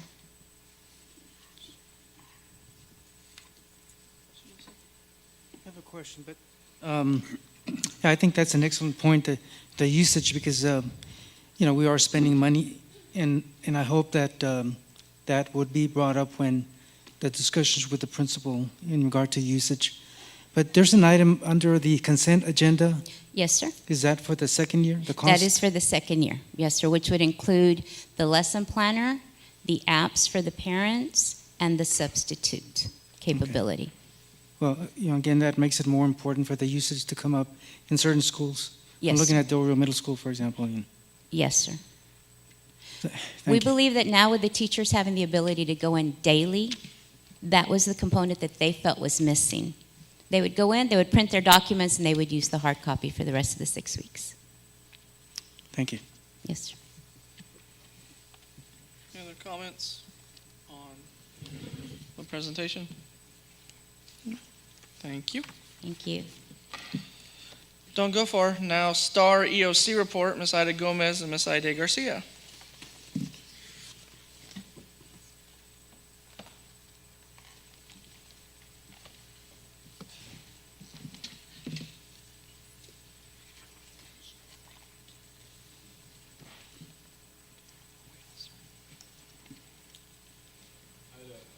And then, if I may, Mr. President, we have a presentation on the scores. I've shared a lot of these with the board already. The biggest piece of this presentation is this last slide, which is on the accountability and the projected accountability. They've done a great job in preparing the presentation. We gladly go through all of it, but again, the biggest part is just the last slide. So the wishes of the board, we can go through the whole presentation, or we can slip to the main slide, which is the summary. It's up to you. I'm just speaking up in the interest of time. I'm okay either way. Anything from the board? I know transparency is a big one when it comes to scores there, so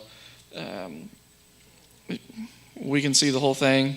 You can give us the highlights. We don't need exactly the play-by-play there, but in the instance, or when it comes to transparency in the scores, I think we'd like to see all that, unless there's an objection and someone wants to tell me, be quiet, Mr. Overfeld.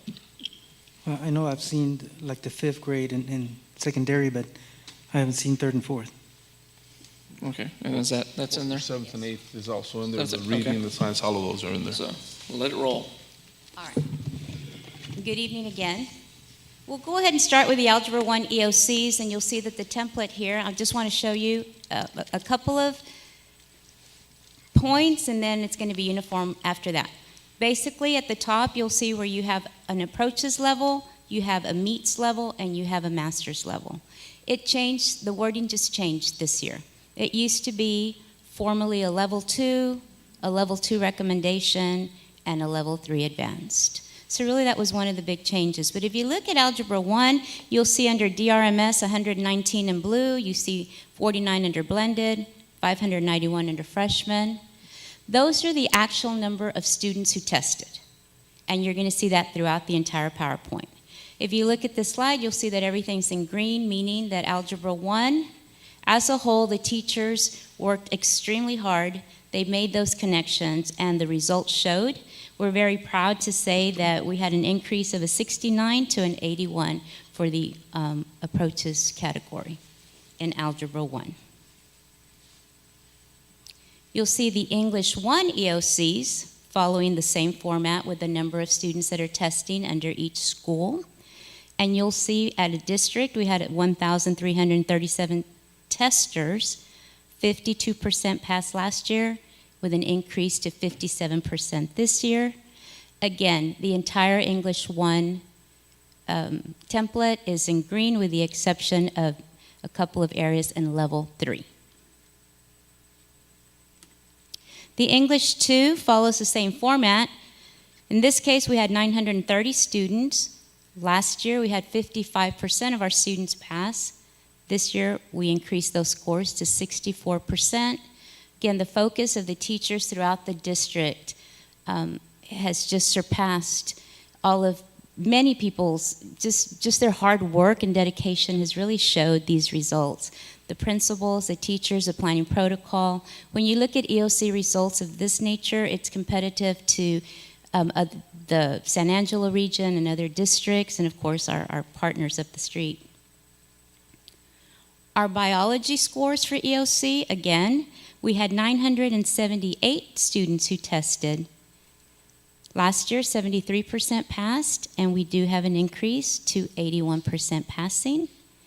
Another green template across the board for EOCs for biology. Our U.S. history at the high school level, we had 744 students taking the test. Last year we had an 87% passing rate, and this year we have a 90% passing rate. Another green template indicating increases across all the indexes. Our 8th grade math and reading scores, you'll see the top level and is for math. If you have Del Rio Middle School and blended together, last year they had a 75% passing rate, and this year we did show a small decrease to a 73% passing. And for 8th grade reading, blended did not test in 8th grade reading. They did test English 1. So therefore, 72% at middle school, 579 testers. We did see a decrease there to 66%. Our 8th grade science is next. You will see that blended and middle school were both included for 816 students testing. We did show a decrease from 60% passing to 54% in science at 8th grade. For social studies, we did have 812 students who tested, an increase from 46 to 50%. You'll see in social studies, again, a green template indicating that they made increases in all areas. Our 7th grade math, reading, and writing, you'll see that at Del Rio Middle School, they had 772 testers. They went from a 54% to a 59%, showing an increase. For reading, they went from a 55% to a 59%, showing an increase. And for 7th grade writing, they had 773 testers. They did have a slight decrease from a 56 to a 54%. Sixth grade math and reading, they had 745 testers in both areas. In math, they went from a 71 to a 72, again a slight increase. And in reading, they went from a 58 to a 59, again a slight increase. Okay, for elementary, we have the start third grade math. The district went from 67 to 62%, so we are a little bit behind here, but we're already starting to have some discussions how we can strengthen our lower grade levels so that we can support our tested grade levels. Fourth grade math, it went from 65, and it stayed this year at 65 again. And fifth grade, district at 79 to 81. Third grade reading went from 63 to 62, and that should be in red. I didn't catch it until we had already put it on here.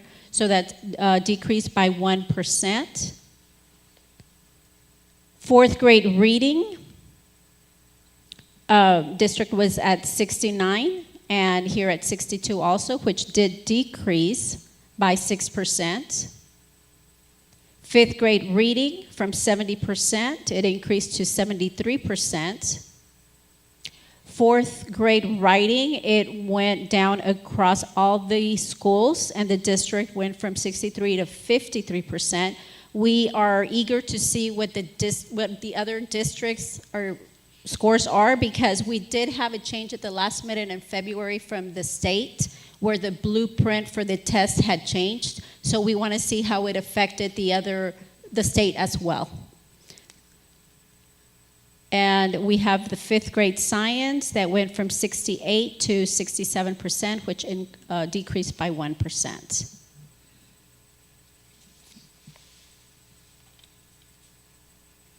And now we have the last slide. Again, this slide is the most important because at the beginning of the year we had 2 IR campuses. We're very happy to report that at this time every school in the district has met the standard. The indexes show the results. Of course, this is preliminary data, but it's all taken from DMAC. It should have all the correct exports in it. But you will see the different indexes, the different targets that had to be made by each campus, and we are very proud and very happy to congratulate all our principals, all our teachers for all their hard work across the district, and the entire district has made standard. Questions?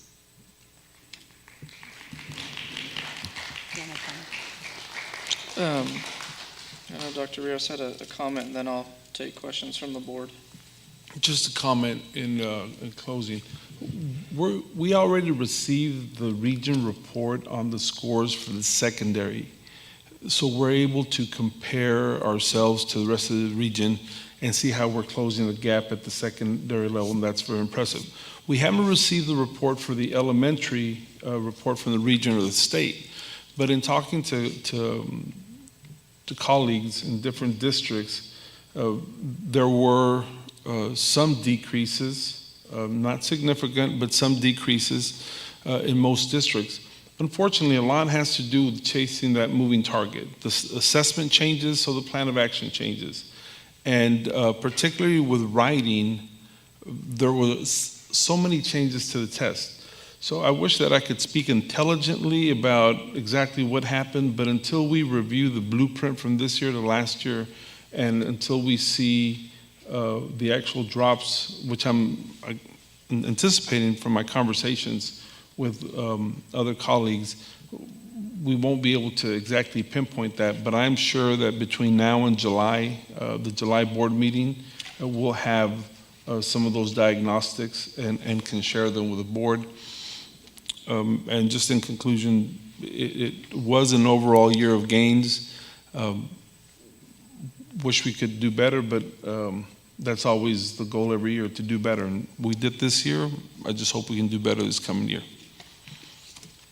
Thank you. I know I'm happy that no campus is going to be in IR.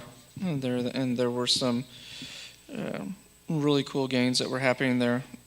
I do know that, and my colleagues up here will echo that also, that there's some areas that seem a tad bit troubling in there when we have 10% decreases in some of those.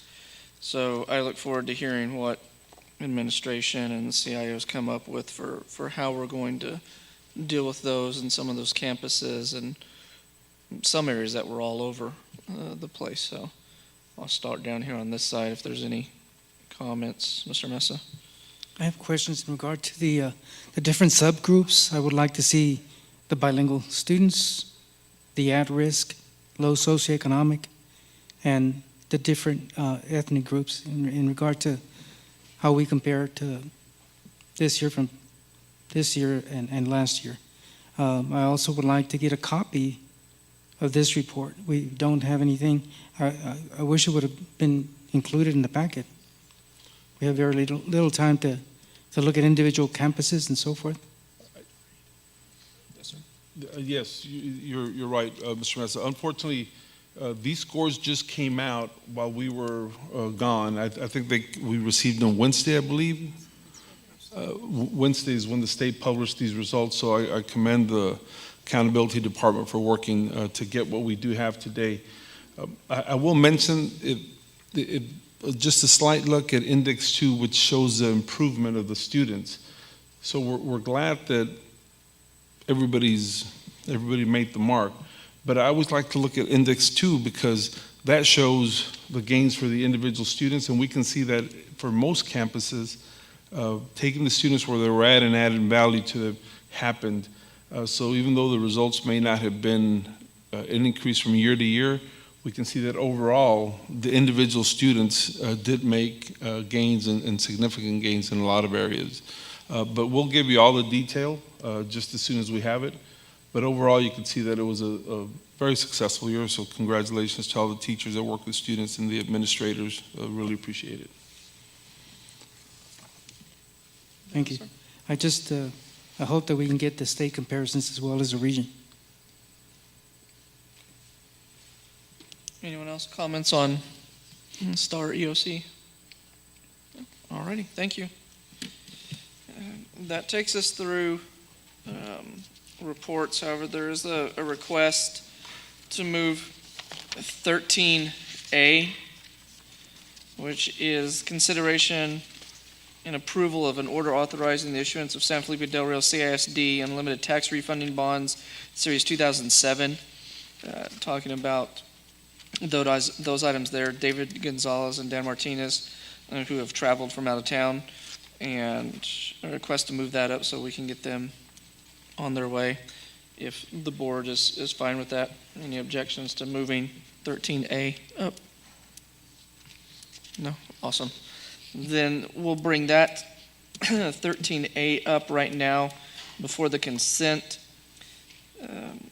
Entering into an escrow agreement, bond purchase agreement, and paying agent registrar agreement, delegating to certain district administrative staff and officials the authority to approve all final terms of the bonds and matters related thereto. Again, going back to refunding of the bonds Series 2017.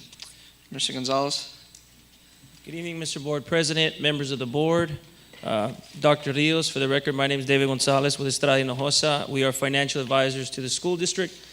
Here also is Mr. Mark Druck, who's a lawyer with Winstead. He works with Dan Martinez, and they represent the school district as bond counsel lawyers. Ms. Valdez just passed out a PowerPoint presentation.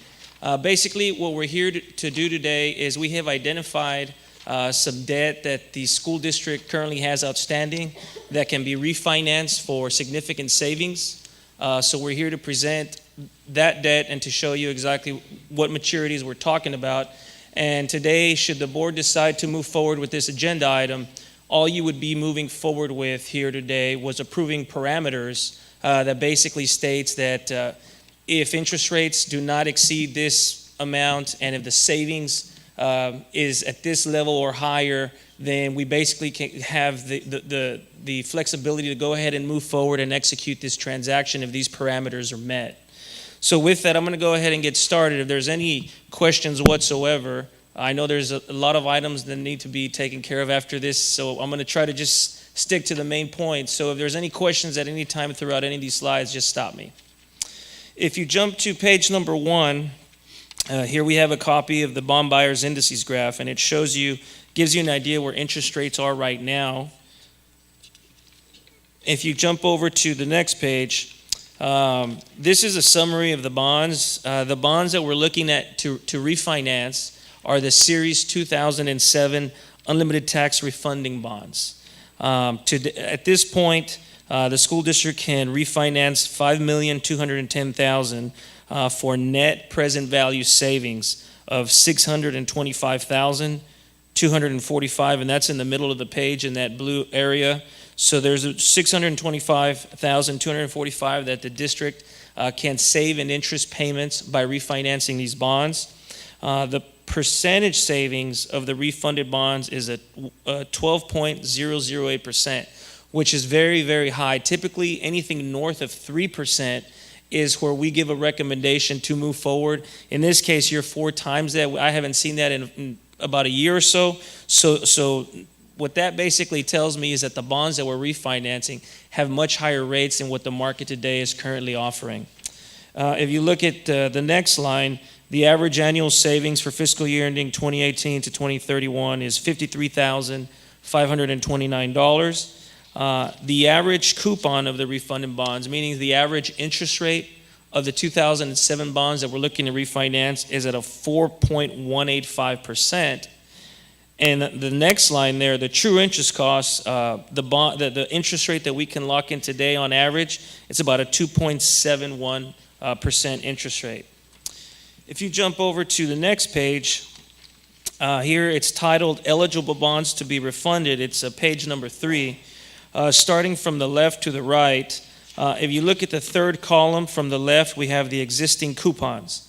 So currently, the interest rates that the district is obligated to pay is that column. So it's 3.9%, 3.9%, 4%, all the way down to 4.2%.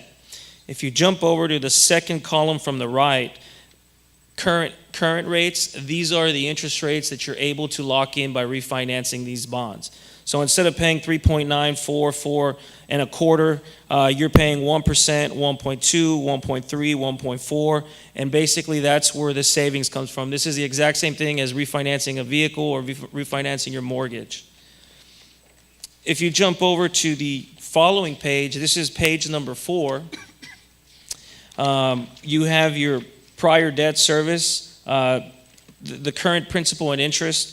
So you're looking at $6,692,336. Should you refinance these bonds, the column over refunding debt service, this would be your new obligation. It would be $6,942,923 for a total savings of roughly $750,000 in savings. And then the numbers on the bottom there, the savings summary, were the same numbers from the second slide, so I'm not going to repeat those. If you jump over to page number 5, here we have the proposed financing team. We have the issuer, San Felipe Del Rio Consolidated ISD. We have financial advisor, bond counsel, Winstead, underwriters to be determined. We have your underwriters counsel, the Perez Law Firm, the rating agencies, Standard & Poor's and Moody's. Bond insurance, that would come from the state, which is TEA. The paying and the escrow agent, we have Bank of Texas, and the verification agent is the arbitrage group. If you jump over to the last slide here we have the timetable of events. As I said today, should the board decide to move forward on this refinancing opportunity, all you're doing today is allowing us, and I'll let Mr. Druck here explain the parameters and how that works. But basically, the board's basically just giving us a green light, and we're setting parameters today. And if those parameters are met, we're going to work with your financing department, work through the official statement documents, the legal documents, etc. And once those parameters are met, we're going to pull the trigger and take advantage of those savings if those parameters are there. So here we are today, June the 19th, approved plan of finance and parameter sale. If you jump down to halfway to the page, roughly around the week of July the 24th, we plan to have due diligence calls and rating agencies calls with the rating agencies and the Underwriters Council. If you jump over to the second to the last, August 9th, that's the day that we would price the bonds, and then on September the 7th is when we would actually close the bonds. The old bonds would be defeased. You would no longer have any responsibility to those old bonds. Now you would have responsibility to the new bonds at the lower interest rate, thus saving roughly about $750,000 to the taxpayers. With that, if there's any questions, I'm here to answer anything. If not, I'm going to let Mr. Druck go over the parameters, see if there's any questions there, but I'll be happy to answer any questions regarding the PowerPoint. Any questions? No? No? Okay. President Overfelt, Dr. Rios, and members of the board, your financial advisor stated it correctly that today the board would be authorizing what we call a parameters order, in which the pricing of the bonds hasn't exactly been finalized. Your financial advisor will wait until the right opportunity, the ideal time to finalize the transaction. What you would do as a governing body, you've done this before, so forgive me if I'm sounding too rudimentary, is authorize the sale within certain parameters, namely the maximum amount, the refunding bonds, the minimum amount of savings that needs to be achieved, the maximum amount of interest rate that the bonds can be priced at, and setting a time frame in terms of the expiration of the delegation. Along with the authority to delegate pricing, the board's also authorizing the entrance into an escrow agreement, which provides safekeeping for the funds that will be used to legally defease or extinguish the refunded bonds, as well as entering into a paying agent registrar agreement and authorizing the execution of anything necessary for the purposes of accomplishing the refunding. And I'm happy to answer any questions that the board may have. Any questions on the refinance and all of those fun terms? Awesome. Then I guess at this time, Ms. Valdez will take the recommendation.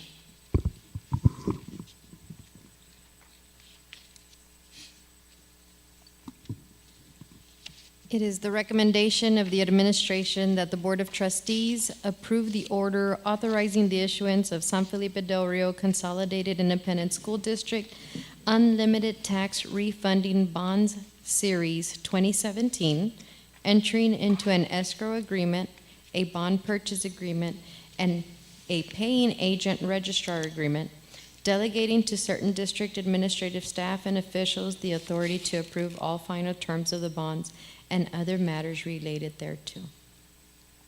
Thank you, ma'am. We've heard the recommendation. I so move. Is there a second? I second. Seconded by Mr. Trevita, Mr. Mesa. Any other discussion? All in favor? Unanimous carries. Thank you. Thank you. Thank you, sir. Thank you very much, and thank you for moving the item forward. Appreciate that very Yes. much. Thank you. Y'all have a safe drive. Appreciate back. it. Thank you. Takes us back to 9 consent agenda. Is there, I do have one item that the administration is requesting to be tabled until the next regular meeting, which is C7 bid 18-07 contracted painting discount. Administration would like to table that until the next regular meeting. Is there any other item that anyone has a question on before we go? Mr. Mesa? G1. G1.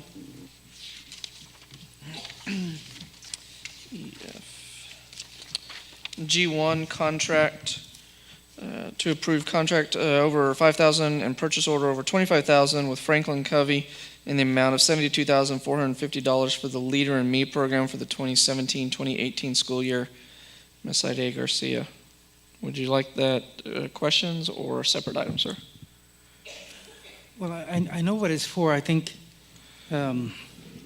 what I'm concerned with is the expenses that we're making and the needs that come forth in regard to everything from insurance premiums for our employees that are increasing, the bill in regard to having a $1,000 raise per teacher.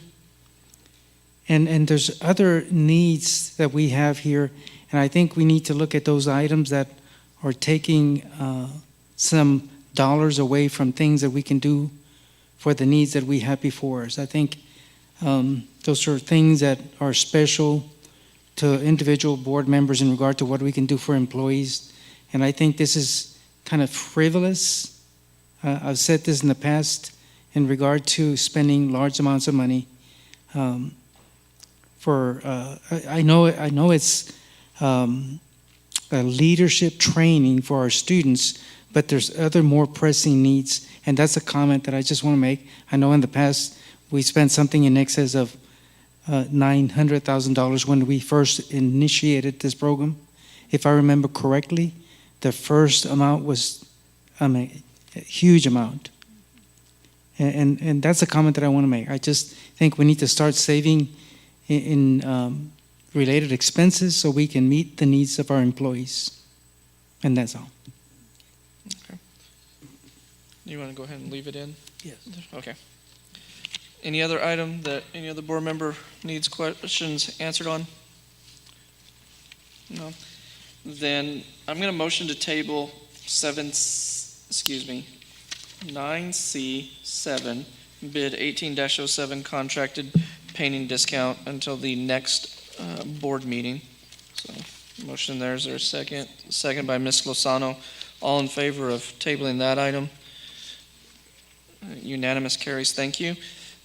Is there a motion to accept the consent agenda as presented tonight with the modification?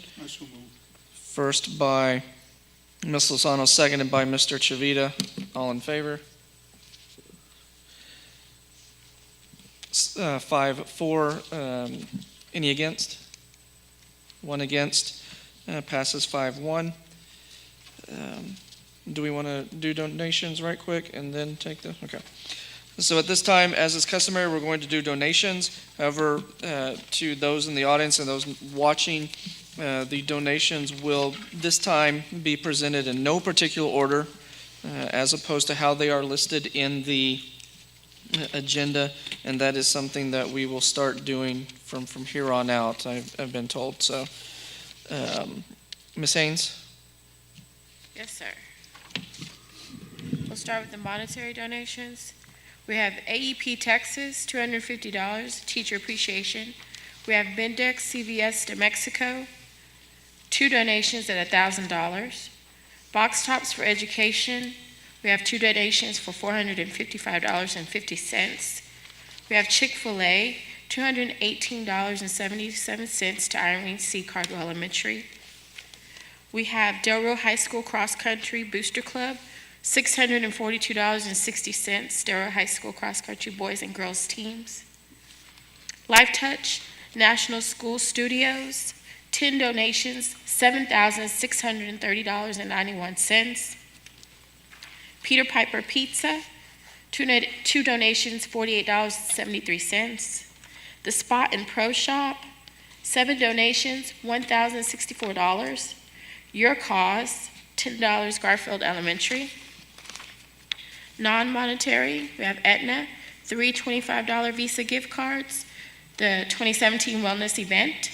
City of Del Rio, 1 police escort, $247.50, and the barricades were $90, 2017 wellness event. We have donations from 25 vendors for the cafeteria appreciation banquet, valued at a total of $1,592. The First United Methodist Church, 20 bags of food valued at $200, Garfield Elementary. HEB, 1 gift card valued at $150, also to Garfield. And Wrights at the Lakes Steakhouse, 15 kids meals and 15 $10 gift cards valued at a total of $240, also to Garfield Elementary. We have HEB number 418, plastic Easter eggs valued at $280 at Irene C. Cardwell Elementary. Walmart Supercenter, plastic Easter eggs valued at $350, also to Irene C. Cardwell Elementary. Rospa Kings, 600 popsicles, sides down, 1 banner valued at $160, both to Lamar Elementary. Sides now, Stakes for the Yard signs valued at $3,369, San Felipe, Del Rio, CISD. Thank you for all your donations. Thank you, ma'am. And thank you to all those who donated and support public education. At this time, it's 8:29 p.m. on Monday, June 19th. We've been out for 2.5 hours. I'd like to take a 10-minute recess, and then we will reconvene in about 10 minutes. So motion to go into recess for 10 minutes. Is there a second? Mr. Chavita, all in favor of 10-minute recess? Unanimous. Thank you. We're now in recess.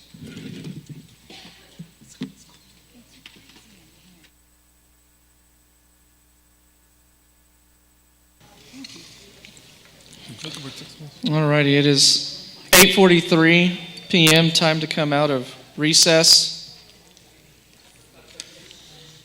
And I motion to come back out of recess into the regular meeting. Is there a second? Second by Mr. Mesa. All in favor? Unanimous. We are back in regular session after that recess. In looking at the agenda and an item that was in consent there that a lot of us didn't know that it was in consent. I'd like to make a motion to bring to reconsider the consent agenda so that we might look at an item. So I motion to consider looking at consent again, second by Ms. Lozano. And this will bring it consent back onto the table. That way we can look at a particular item and then we will take the vote again on that. So are there any questions on what I'm going to do? I'm just going to bring consent back if the vote passes so that we may look at a particular item. Okay. So all in favor of doing that? Unanimous? Unanimous. Thank you.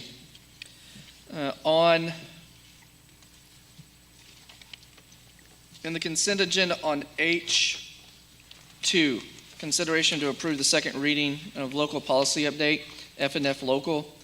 This is the policy that deals with the drug testing that has been going through a revision, and I would like to pull that for its own vote, if that so pleases the rest of the board, because I know there were some questions that we're still surrounding F&F local.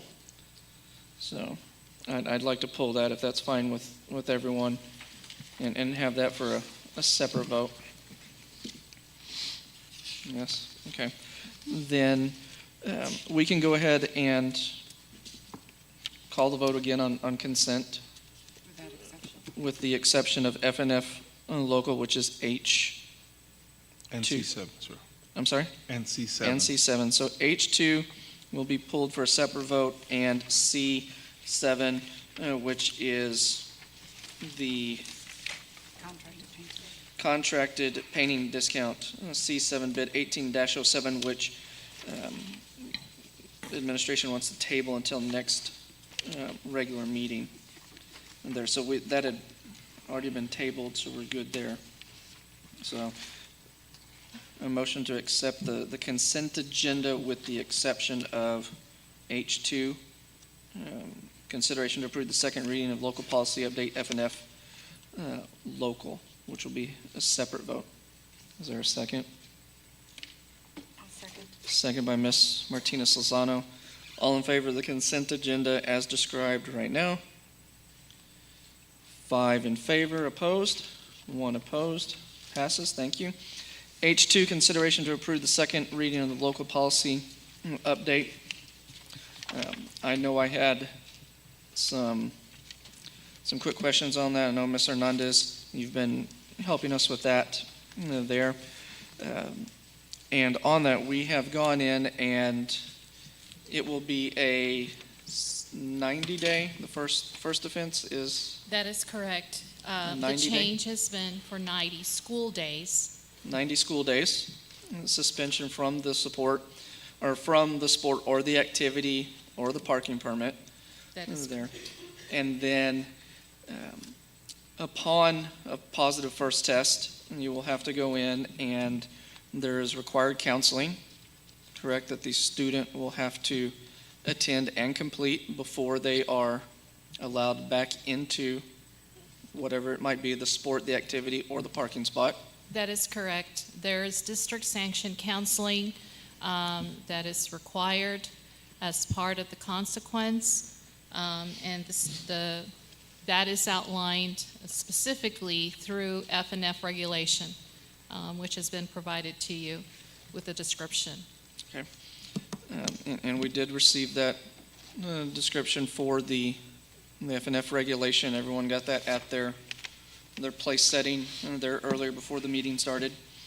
And the individuals can use the district supplied counseling that we have the agreement with, or they may choose their own private counseling as long as it follows the guidelines set forth in the policy, correct? The consequences outline through the school district. We offer that the district sanctioned counseling free at no cost to the parent.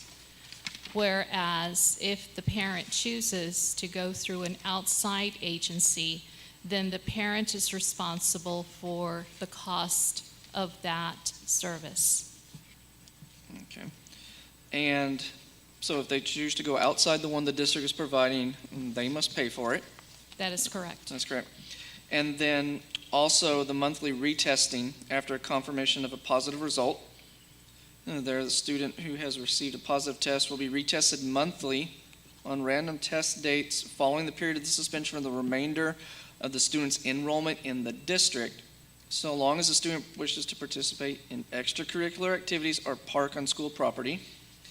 All retesting shall be at the parent's expense. That is correct. Retesting after a student has been tested and confirmed positive is at the parent's expense. Okay.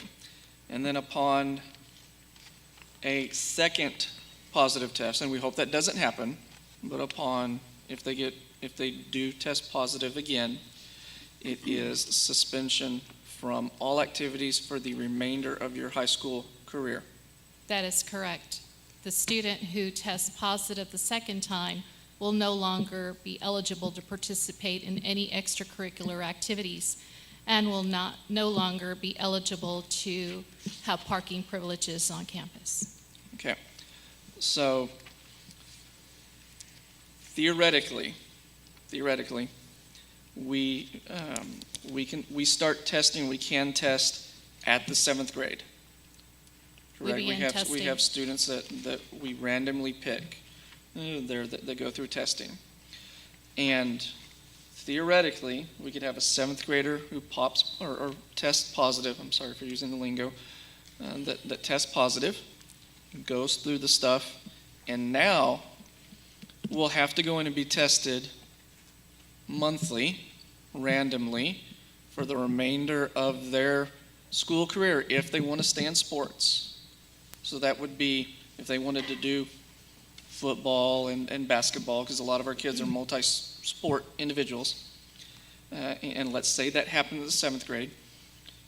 They would have to go in and be tested monthly the rest of their 7th grade, 8th grade, 9th grade, 10th grade, 11th grade, 12th grade year at the parent's expense.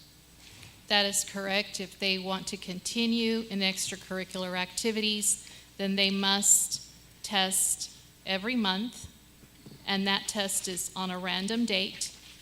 And so if they want to continue in extracurricular activities, then they will follow this rule. Okay. So for me, in my comments, I want the community, I want our students, I want our athletic staff to know that F&F local, that's in its second reading right now, that's going to come for a vote, is in many ways much harsher than what is in place right now. What is in place right now is a one-year suspension from everything that's going on. A one-year suspension, no counseling, no retesting at parent expense. And there were a lot of thoughts about that, and it has come back to us and it has gone through a revision. And this is the revision that made it through its first reading and is here for the second, to go in and replace that other one that's currently in a 1 year, calendar year suspension with a 90-day suspension, mandatory counseling, and then random testing at the parent's expense for the remainder of however long they want to be in sports there. Or extracurricular or a parking permit there. That is correct. So It is a change from the 12-month. It's a big change. It's in many ways much, much harsher than what? And I would hope and pray that if it happened the first time and a student tested positive for whatever, and they went through the program and they decide not to do that again. And that's one of the big intents of the counseling is to provide that help to our students there. But if we go in and look down at it, there's a lot of costs that the parents will have to bear, and a very real chance, and again, hopefully it doesn't happen, that you could be done. If it happened at your 7th grade year, your freshman year, your junior year, and if it happened a second time, it's game over. And I know we want to go in and have good academic students, because you need the grades in order to be able to participate extracurricular, and we want students to shine on the field or in band and UIL and all that there. But I just think that it's going to be much, if this goes through, it will be much, much harsher, and I don't want to be here in 2 months because we've gotten complaints from citizens about this and that, and we're right back to square one, having to rewrite everything. That's why I wanted it pulled out. I wanted it on record as to how I stand and how much harsher this could be. That's why I wanted it pulled and looked at again. Does anyone else have any other comments before we move forward with voting on this item? Ms. Lozano? I just have a question. Yes, ma'am. Do we have any idea what the costs will be to the patient? I'm such a nurse. To the person To the parent. who's going, to the parent for the cost of the testing. I'm going to ask It's all right, I'll answer that. Okay. We have visited with different organizations in town that are interested. We have also visited with the current individuals that provide those services, and we're still in negotiation. We will have that done before too long. The initial cost that we got was $10 for the test on the urinalysis and a cup, but then that we'd have to send it off for anybody who we think it's positive. That one was missing 2 components of the whole battery of tests. We believe that it'll be a little bit more expensive than $10 when those 2 other tests are added. However, at this point, I would be only guessing if I give you an exact amount, but certainly not going to be any less than $10. How much more it'll be for those 2 other tests, we couldn't say. But I think the intent of this policy is to try to get our students to really think twice about continuing in that kind of behavior that would have led them to have that first positive anyway. So I think the intent is really a good one. We definitely don't want our policies to be punitive. However, we hope that a policy is going to encourage the student to change that behavior. The other point I would make is I'm sure with respect to any change in policy, we would have a clearly identified timeline as to how our coaches and any other UIL sponsors would actually communicate this to the student. Yes, ma'am. We absolutely have that. Any comments from Coach Smith? Hate to put you on the spot.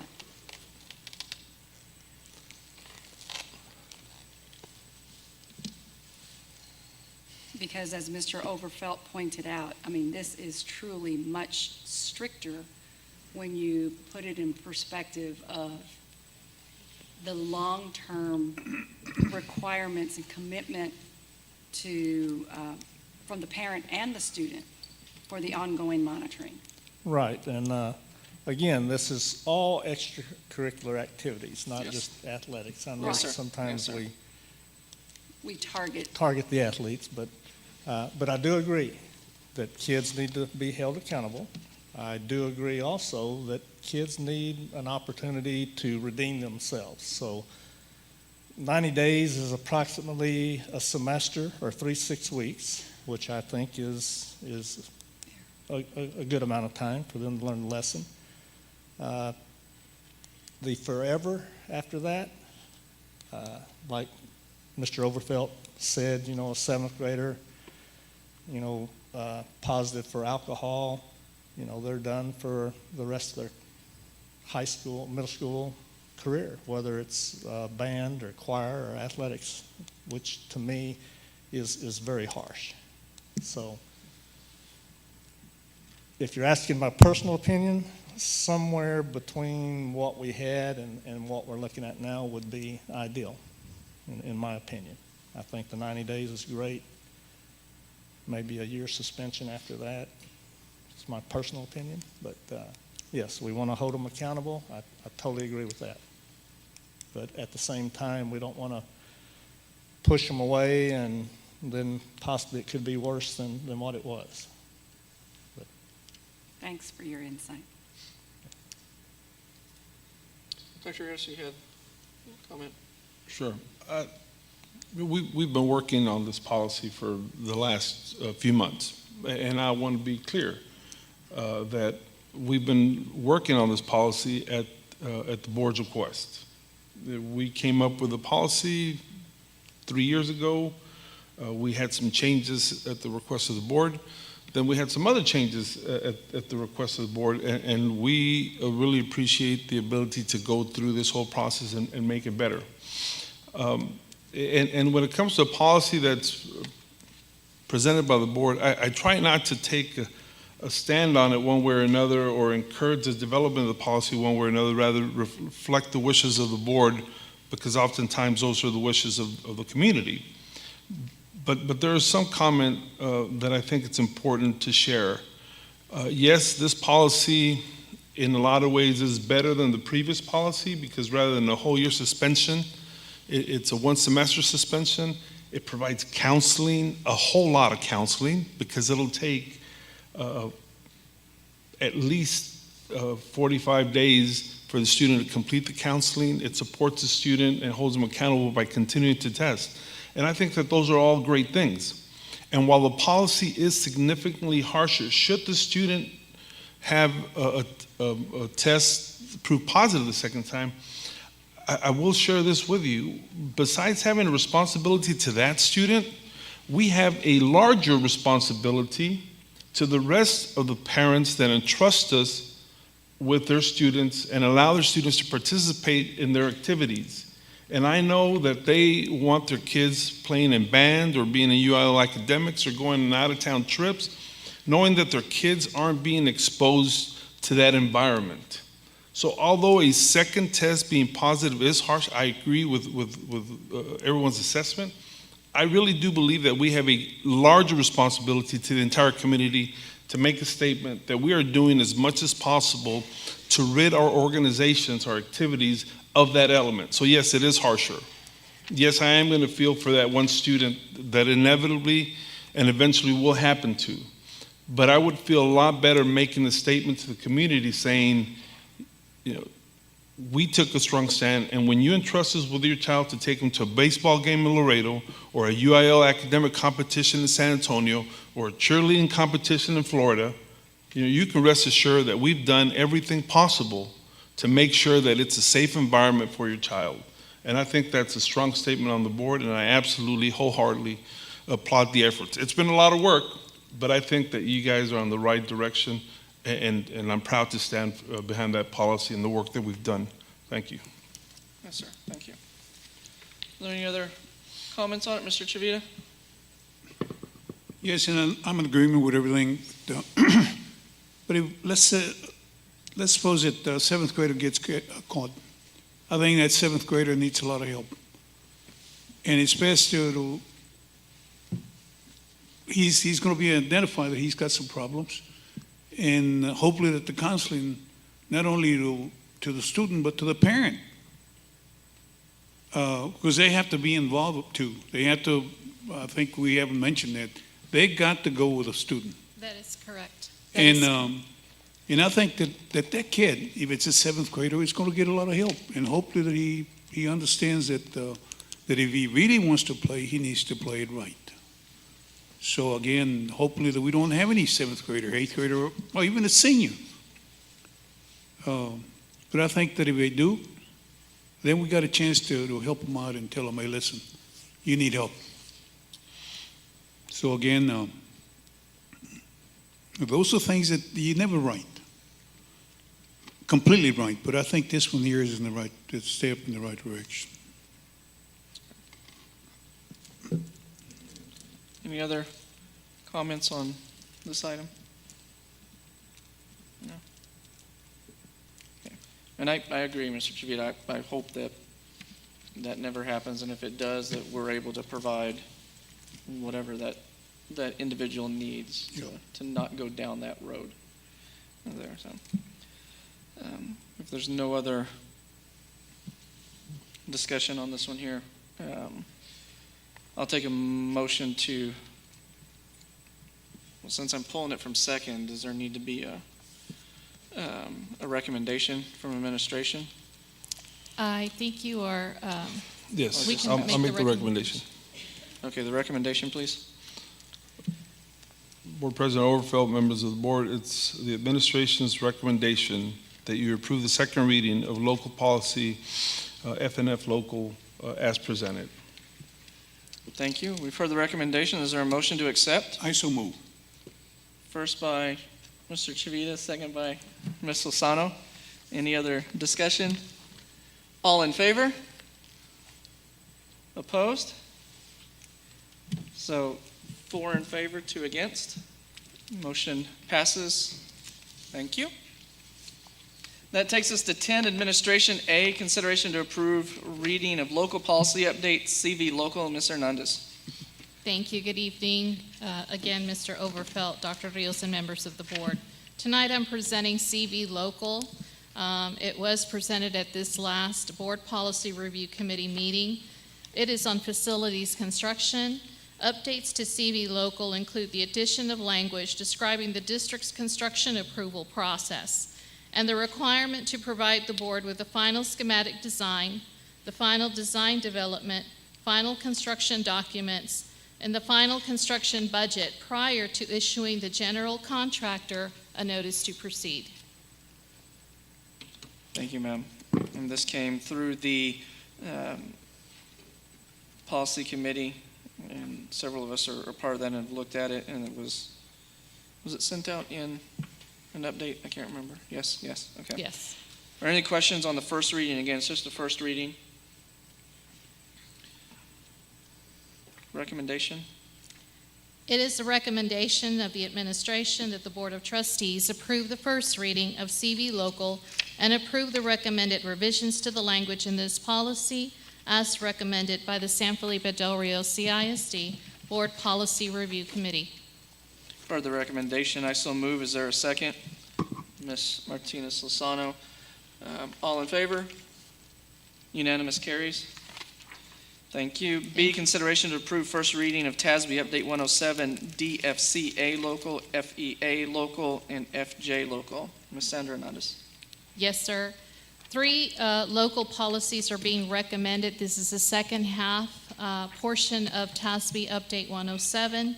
In this second group of policy updates, TASB recommends the inclusion of DFCA local which explains that an employee on a continuing contract may be suspended with pay and placed on administrative leave during an investigation of alleged misconduct or at any time the superintendent determines it's in the district's best interest. Updates to FEA local contain recommended revisions, which explain that students who are homeschooled are exempt from compulsory attendance, and revisions to FJ local include the renaming of the policy to student fundraising, the removal of extensive administrative details which could be addressed in administrative regulations, and provisions that address student participation in approved activities that benefit the district or a non-school charitable organization. Are there any questions on the first reading? Recommendation? Yes, sir. It is the recommendation of the administration that the Board of Trustees approve the first reading of DFCA local, FEA local, and FJ local, and approve the recommended revisions to the language in these policies as recommended by the San Felipe Del Rio CISD Board Policy Review Committee. Heard the recommendation. Is there a motion to accept? I so move. First by Ms. Lozano, second by Mr. Mesa. All in favor? Unanimous, carries. Thank you. Thank you. 11, Curriculum and Instruction. A, consideration to approve the application to TEA for the optional flexible school day program on behalf of Blended Academy and Del Rio High School. Dr. Jorge Garza. Yes, sir. This is in coordination with the presentation that was made earlier. Are there any questions, anything anybody wants to ask before I ask for the recommendation, since we did have the presentation? Recommendation, sir. It is a recommendation of the administration that the Board of Trustees approve for the superintendent and the school board president to sign the application to TEA for the optional flexible school day program on behalf of the Blended Academy and Del Rio High School. Heard the recommendation. Is there a motion to accept? I so move. First by Ms. Lozano, second by Ms. Haynes. All in favor? Unanimous, carries. Thank you, sir. Thank you. 12, Facilities and Operations, nothing for this meeting. 13, we've already taken care of A. B, consideration to approve the community eligibility provision for grade levels pre-K through 8th grade. Ms. Yanakani Valdez and Javier Romero. Ms. Valdez.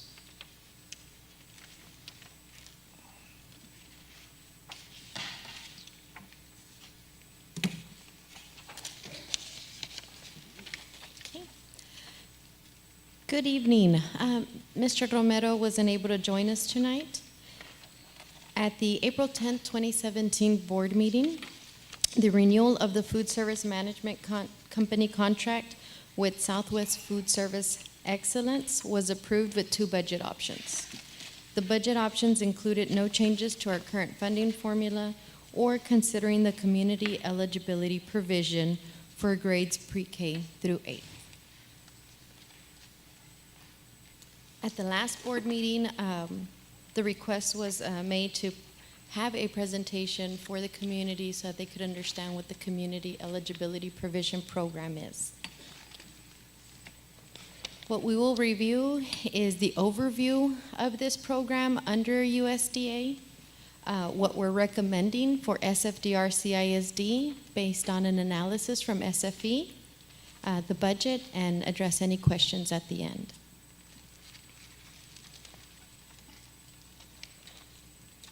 A key provision to the Healthy Hunger-Free Kids Act is the Community Eligibility Provision, or CEP. This is a new innovative provision that allows school districts in low-income areas to serve free meals to all students. This is based on a formula from the percentage of students that participate in other specific means tested programs such as Supplemental Nutrition Assistant Program, or SNAP, and Temporary Assistance for Needy Families. Some of the highlights of the community eligibility provision is that students would be served at no charge. This would eliminate any of the payment processes that can help speed up the lunch line. It is anticipated that there would be an increase in our lunch participation. Our current breakfast program is free for all students at all grade levels. We are considered universal free. So for this CEP provision, it would be for our lunch program. This would be, we would anticipate an increase in the participation. CEP also eliminates the concerns about negative lunch account balances. Participation in CEP does not alter the census data used and should not decrease your Title I funding. Currently, our current process is to collect the free and reduced lunch applications. We use those applications to classify our EcoDis population. With our EcoDis population, we use that information or that demographics for Title I funding and E-rate funding. If approved, a family income survey would be used instead of the application in order to collect that same data that's required for our EcoDis status. So again, the form would change, but we would still have the same process of collecting the data. And the district makes the decision to participate based on eligibility. And CEP is designed to be easy for school or for it to be adopted per school or for the entire district. Just the definitions of the students that are making up this percentage. It says enrolled students are those enrolled in and attending schools participating in CEP and who have access to at least one meal service daily. Identified students, which are the students that are used in our percentage, or in calculating the percentage, are students that are on the Supplemental Nutrition Assistance Program, that are classified as homeless or runaway, classified as migrant, foster, Head Start, or non-applicant students approved by LEA officials. Just some general facts of CEP. Again, it is highly recommended that by selecting your campuses, you would be at 40% or above. Again, the formula is based on the enrolled students that are directly certified, which are classified under the programs that I previously mentioned. We then take that percentage and we multiply by a factor of 1.6. A school food authority, which is our school district, may participate in CEP for some or all schools, and eligible schools agree to serve all students free lunches and breakfast for 4 successive school years. So again, this is a 4-year plan. This is an example of the formula that they use for reimbursements with CEP. So again, the reimbursement factor is 1.6. Can you all see my mouse? No? Okay. Well, the first column gives you a listing of the percentages of students identified. For our school district, our elementaries range at 60% or above. When you take those students and you multiply by the factor of 1.6, the funding formula would then place our district or those schools at a 96% to 100% free, which means that you would receive almost full reimbursement from the federal government. Now, and if all of our campuses were at 60%, then the district would participate at 4%. If all of our campuses were at 55%, the district's commitment would be at 12%. So you can just see the examples that they set. And what I will provide to you on a later slide is all of our percentages by actual school.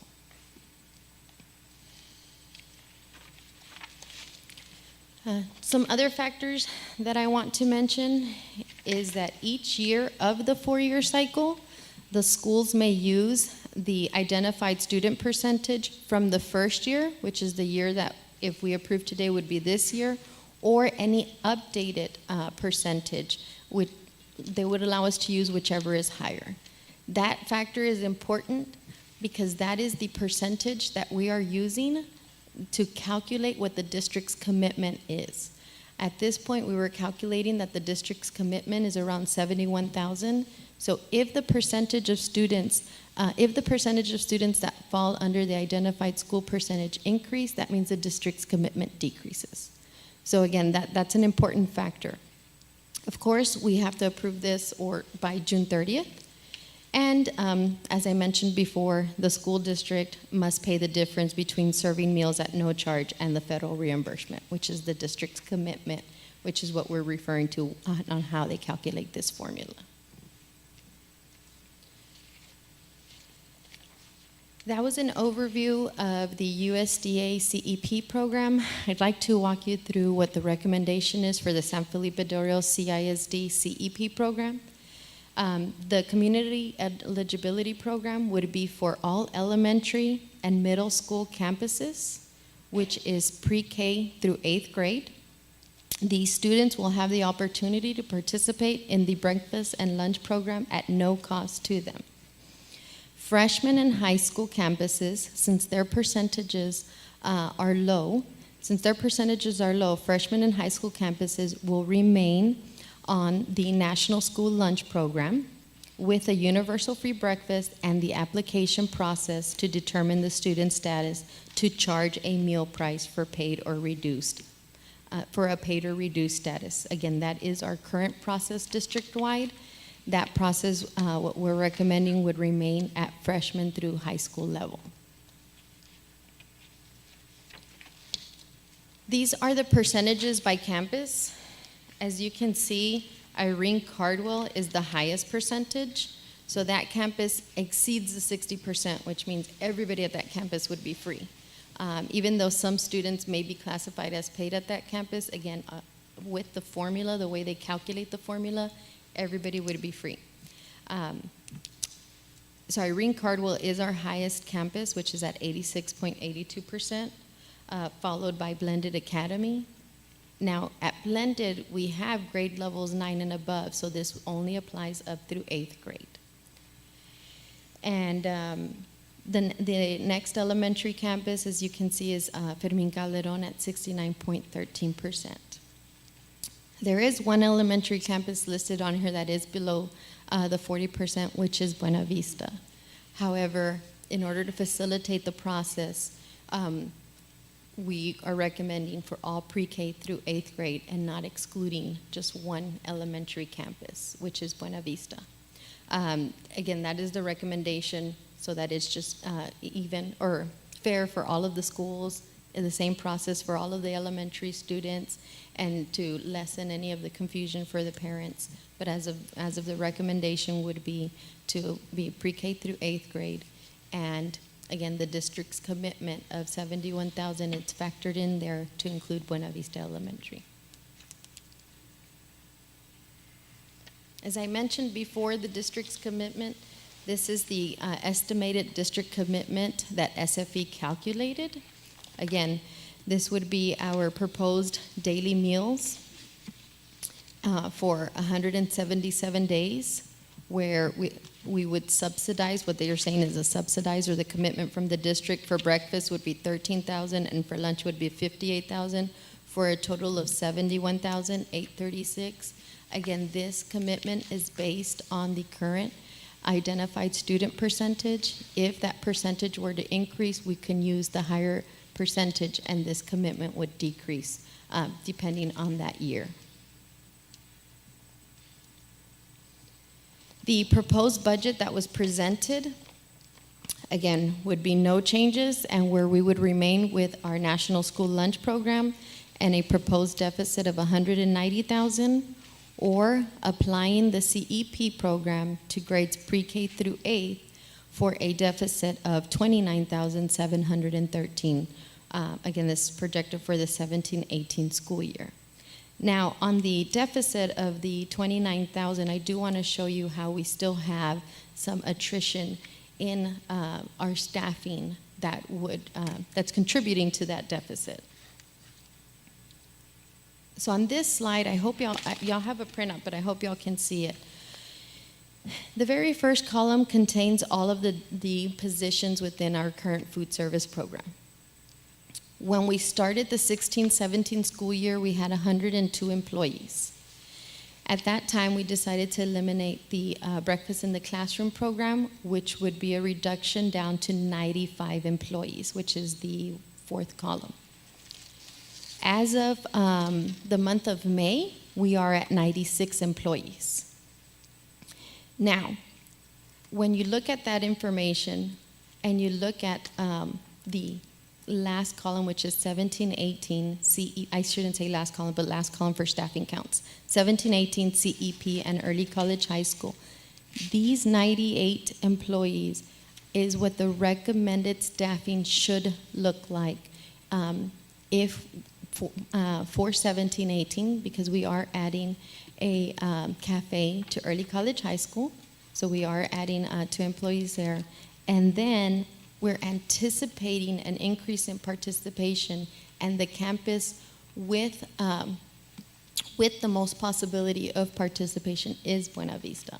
All of the other campuses have very high participation, so they're already serving students at that level. The only thing that would change is that all of the students that are classified as paid or reduced would be free. Now, Buena Vista is the campus that's at about 48% free and reduced. So the other percentage of students is considered paid, and they're the ones with the lowest participation. So again, if CEP is approved, we're anticipating, based on this projected budget, that there would be an increase in participation at that campus. So we are adding, or we are including a position. We wouldn't start the year off by hiring one. Again, it's just proposed. But I do want to share with you one more item from this staffing budget. When we did the TASB salary study, we added the position of food service worker and distinguished food service cooks. So again, through attrition, we are, as any cook retires, we hire workers, but through attrition. So we started again this year with 51 cooks, but we only need 35. We started this year with 13 workers, and they're at a lower pay grade, and we're recommending to have 28. So the very last column is the attrition cost savings that we would have as we transition from the food service cook to the workers, which is about $26,443. So again, that's still anticipated, obviously, to happen.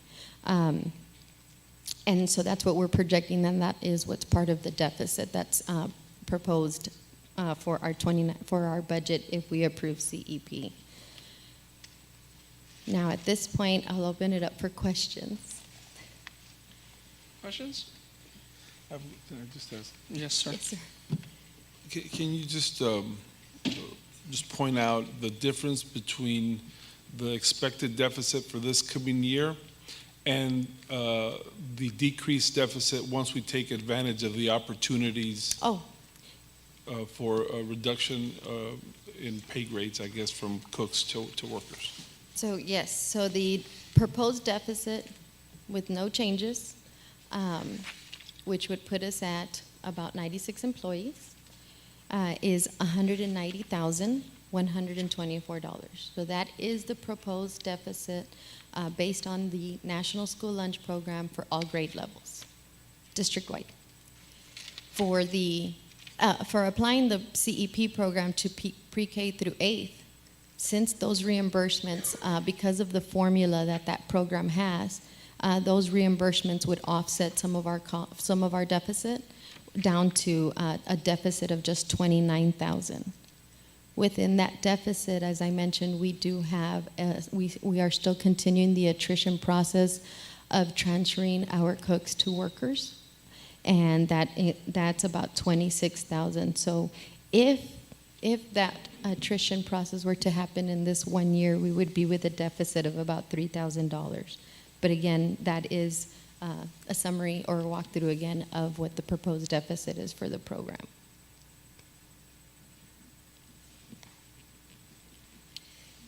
Questions, comments? Ms. I Martinez-Susano? just have one question. Yes, ma'am. The Buena Vista, I know you want to keep kinder to 8th grade all the same. If Buena Vista was excluded from this CEP, what would be the deficit then? I do not have that information because I didn't ask them to calculate it, but it would be a reduction. I just do not have the exact amount. I'm sorry. Okay. Go ahead. I'm sorry. Clearly, when you have close to 70% students that will now be eating free, the district's commitment is large, and there would not be a deficit. That's what I thought. However, we do want to stay the same across the district. And I hate to do this to Yanakani because I did it last month, and we did not anticipate this question, and we apologize for that. We have a meeting before the end of June. We have a workshop next week. The 29th. I would much rather see us approve this, giving you all the information, and we can table it one more time to get to that answer. However, our recommendation would still be the same to apply it to all campuses because of the consistency across the board. In a lot of cases, other campuses get some benefits that some of the campuses with lower poverty levels don't.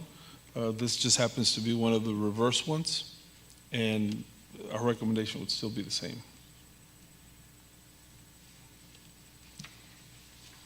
I see that the percentage of those that would, per the campus, would be eligible. You didn't include the numbers for the high school and the freshmen. Do you know what those are? Yes, there were less than 30%, but if we added freshmen and high school, the district's commitment was over, I believe it was over 200,000. It was just the way the formula works out. It would be even worse to do it free for all of them. We would be better off with just the current program that we have. Okay, thank you. Mm-hmm. Anyone else? Does the board want to go ahead and vote on this, or y'all want to wait till I think I'm ready the for last it. moment? Mr. Chairman, Yes, sir. the way I look at it, the deficit would be better for us to go ahead and vote in that direction, because the difference on it would be 29 versus, what was the other one? I'm sorry, let me, 29 versus 190, yes. Yeah, that's a big difference, Okay. having that program. Okay. Any other comments, concerns before I call for the recommendation? Recommendation, ma'am? Yes, sir. It is the recommendation of the administration that the Board of Trustees approves the community eligibility provision for grade levels pre-kindergarten through 8th. For the recommendation, is there a motion to accept? I so move. Motion by Mr. Chavita, seconded by myself. Any other discussion? All in favor? 1, 2, 3, 4, 5. Unanimous carries. Thank you. Thank you.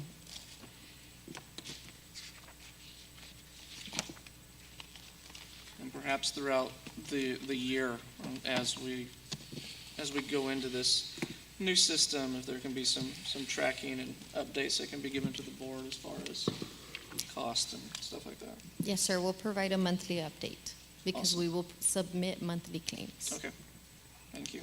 Mhm. C, consideration to approve the superintendent and administration to finalize negotiations with the stop-loss carrier and authorize for the superintendent to sign the contract. Ms. Valdez. Thank you.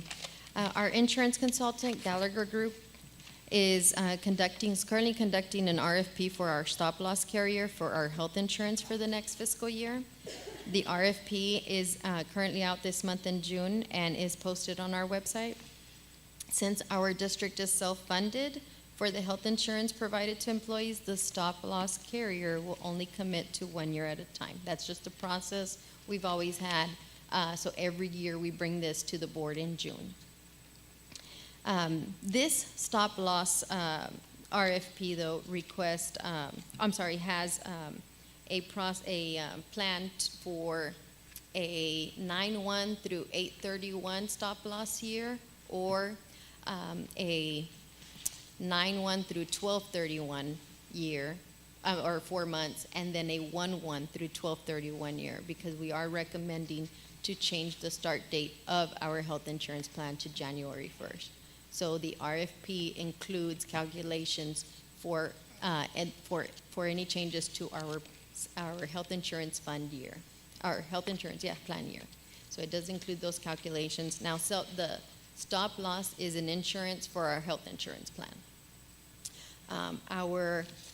Our premium that we paid in 15-16 was about $315,000, and the claims that were reimbursed were $330,000. So we did have a savings that year of about $15,000 that we didn't expend, and we average about 2 to 3 claims that reach stop loss per year.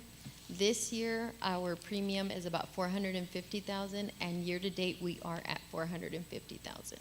Our highest months that we experience claims activity is in the summer, so we are, again, expecting, of course, for the year-to-date amount to increase, which would, again, benefit us that we have paid the $450,000 as a premium versus all of the expenses that would have come in for those that didn't, if we didn't have the stop loss. The deductible is $225,000. So once a covered individual's medical expenses or claims that our insurance pays exceed $225,000 is when stop loss kicks in. Are there any, and we ask for approval for us to negotiate, because when we do finalize a rate and an amount, we only have about 24 hours to sign off. And we send out a board update. Questions? Recommendation? Yes, sir. It is the recommendation of the administration that the Board of Trustees approve for the superintendent and district insurance consultant to finalize negotiations with the stop-loss carrier and authorize the superintendent to sign the contract for the 17-18 year. For the recommendation, is there a motion to accept? Mr. Chavita, second by Mr. Mesa. Any other discussion? All in favor? Unanimous, carries. Thank you. Thank you. 13D, consideration to approve for the board president to appoint the 3-member finance committee. Ms. Valdez. It's that time of year, every June, since we started the finance committee, the 3-member finance committee, we come back and ask for the board president to make recommendations or volunteers from the board members to participate in the finance committee. The finance committee reviews the finance consent agenda items in detail so that the actual regular board meeting can be expedited. And we usually meet the Thursday before a board meeting. We do have an agenda that posts as well, so it's open to anybody, any of the other members or anyone in the community. But the discussions are only with the 3 members that are part of the finance committee. Okay. And who are the current members right now? Oh, thank you. The current members are Ms. Diana Gonzalez, Mr. Ken Smith, and Mr. Robert Chavita. Okay.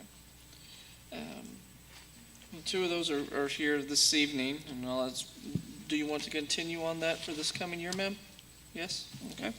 Mr. Chavita, are you interested? Yes. Yes. Okay, I'm sorry, ma'am? It's always a pleasure, I said. All righty. Mr. Smith isn't here, and I didn't get to ask him, is there anyone here that would want to volunteer to sit on that? I know several of us sit on the policy committee one and are doing that, so. I'm sorry?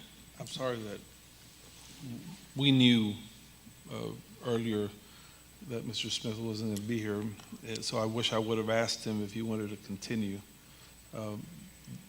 This is an item that we can bring back just to give him an opportunity to decide whether he wants to be on it or not. Okay.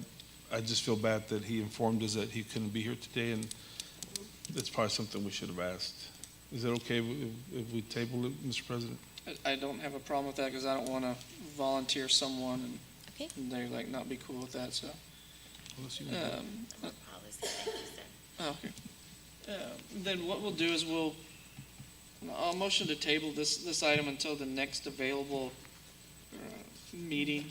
And I don't know if we're gonna have something between now and that will have any action tied to it. Or do we just wanna bring it in July? We can bring in the June meeting that we have for the budget. We'll have some personal items. Okay. So So I'd like the motion to push it back to the June budget meeting. There, seconded by Ms. Haynes, or comment? Make motion. Okay, seconded by Ms. Haynes. Any other discussion to table that? Motion to accept? Unanimous carries, thank you. Thank you. Okay. E, consideration to approve submittal of the Head Start supplemental cost of living adjustment application of the Region 6 Head Start office. Ms. Ruby Adams.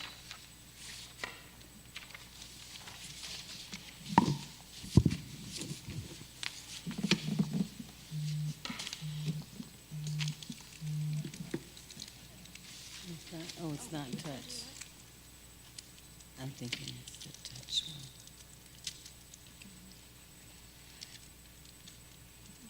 Go, ma'am.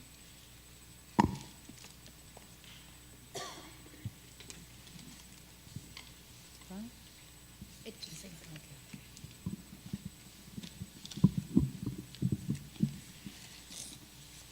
Well, once again, good evening, President Overfelt, Dr. Rios, and members of the board. Tonight we are here to present our 2017-2018 Head Start COLA 1% grant. President Trump signed Public Law 115-31, the Consolidated Appropriations Act of 2017, on May 5th, 2017. This increase provides grantees a 1% cost of living adjustment, otherwise known as COLA. Each grantee may apply for a COLA increase of 1% for the fiscal year 2016 based funding level. COLA funds are to be used to increase staff salaries and fringe benefits and to pay for higher operating costs. COLA funds may also be used to offset increased operating costs in other areas of the budget. This includes increased costs in rent, utilities, facilities maintenance, and insurance, contractual arrangements, vehicle fuel and maintenance, supplies, and equipment. As you can see in the next slide, supplemental COLA funds, our Head Start program operations is in the amount of $22,063 for our total enrollment of 346 students that we have and continue to have every single year. For the budget categories, it is broken down into personnel. Personnel is $15,139 for program operations, for a non-federal share of $5,753. For fringe benefits, our program operations are $4,613. For supplies, we do have $2,311 for a total direct cost of $22,063 and the non-federal share of $5,753. So as you can see, the totals on the bottom are also $22,063 of what we are submitting for approval, and non-federal shares of $5,753. Does the board have any questions? Any questions on this item? No? Recommendation, ma'am?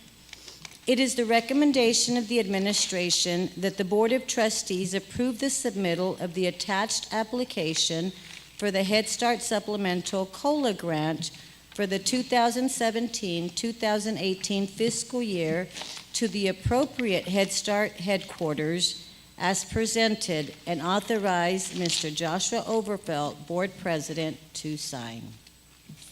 Heard the recommendation, I so move. Is there a second? Ms. Martinez-Lozano. All in favor? Unanimous carries. Thank you, ma'am. Thank you. 14, Human Resources and Student Services. A, consideration to approve the revised paraprofessional job classification listing. Dr. McNamara. There we go. We got it. Good evening, President Overfelt, members of the board, and Dr. Rios. Provided in your packet was our paraprofessional job classification listing. At this time, we're asking for approval to change the district register for student services from 220 to 226. This was an oversight. The current employee is already on a 226. It was just an oversight that was brought to my attention, and we're asking for your approval to make that correction this evening. Are there any questions on the revision? Recommendation, ma'am? Yes, sir. It is the recommendation of the administration that the revised paraprofessional job classification listing be approved as presented this evening. Thank you for the recommendation. I so move. Is there a second? Ms. Martinez-Lozano. All in favor? Unanimous carries. Thank you. Thank you. 14B, consideration to approve the 2017-18 teacher appraisal calendar. Ms. McNamara. Dr. Yeah. McNamara, excuse me. President Overfelt, members of the board, and Dr. Rios. The State Board of Education requires that school districts have a school board-approved teacher appraisal calendar, which designates the time frame for the appraisal period. Provided in your packet, we've got the beginning date of the appraisal period for September 20th, 2017, with an ending date of May 17th, 2018. Are there any questions on this item? Recommendation? Therefore, it is the recommendation of the administration that the appraisal calendar for the 2017-18 school year be approved as presented this evening. Heard the recommendation. First by Ms. Martinez-Lozano, second by Ms. Haynes. All in favor? Unanimous carries. Thank you. 14C, consideration to approve the second observation appraiser listing. Dr. McNamara. President Overfelt, members of the board, and Dr. Rios, in the event that a second observation is requested by a teacher, it is a recommendation of the administration that the School Board of Trustees approve the following list of second observation appraisers for the 2017-2018 school year. Number one would be the campus administrator at the same campus. Number two is a campus administrator at another campus. Or number three is a district administrator. Any questions? Recommendation? It is a recommendation of the administration that the second observation appraiser listing as presented this evening be approved. Heard the recommendation. Ms. Martinez-Lozano first. Is there a second? Second by Mr. Mesa. All in favor? Unanimous carries. Thank you. Oh, yeah, it is now 9:45 p.m. on June the 19th. And we are going to go into closed session if during the course of any duly posted meeting, the Board of Trustees determines that a closed or executive session is required regarding any item posted on the agenda, that will be held on any and all subjects and purposes permitted by 551.071.072.074.076.082.084.087 of the Government Code, Texas Open Meetings Act. If a final vote is required on any matter considered in the closed or executive session, it shall be taken either upon reconvening with a public session covered by this notice or a subsequent duly posted public meeting as the board shall determine. Tonight, pursuant to 551.074, discussion of personnel or to hear complaints against personnel, and 551.071, private consultation with the board's attorney. Discussion of personnel report to include the following new hires and district vacancies, retirements, resignations, and reassignments. Discussion of salary adjustments to include but not limited to the following justifications: service credit, master's degree, stipend, salary matrix adjustment. 3, discussion of the curriculum coordinator for secondary position. B, pursuant to 551.071 and 072, consultation with attorney and deliberation regarding real property, discussion of ground lease agreement with the United States of America by and through the Secretary of the Air Force. All votes will be taken in open session. It is now 9:47 p.m. and we are in closed session.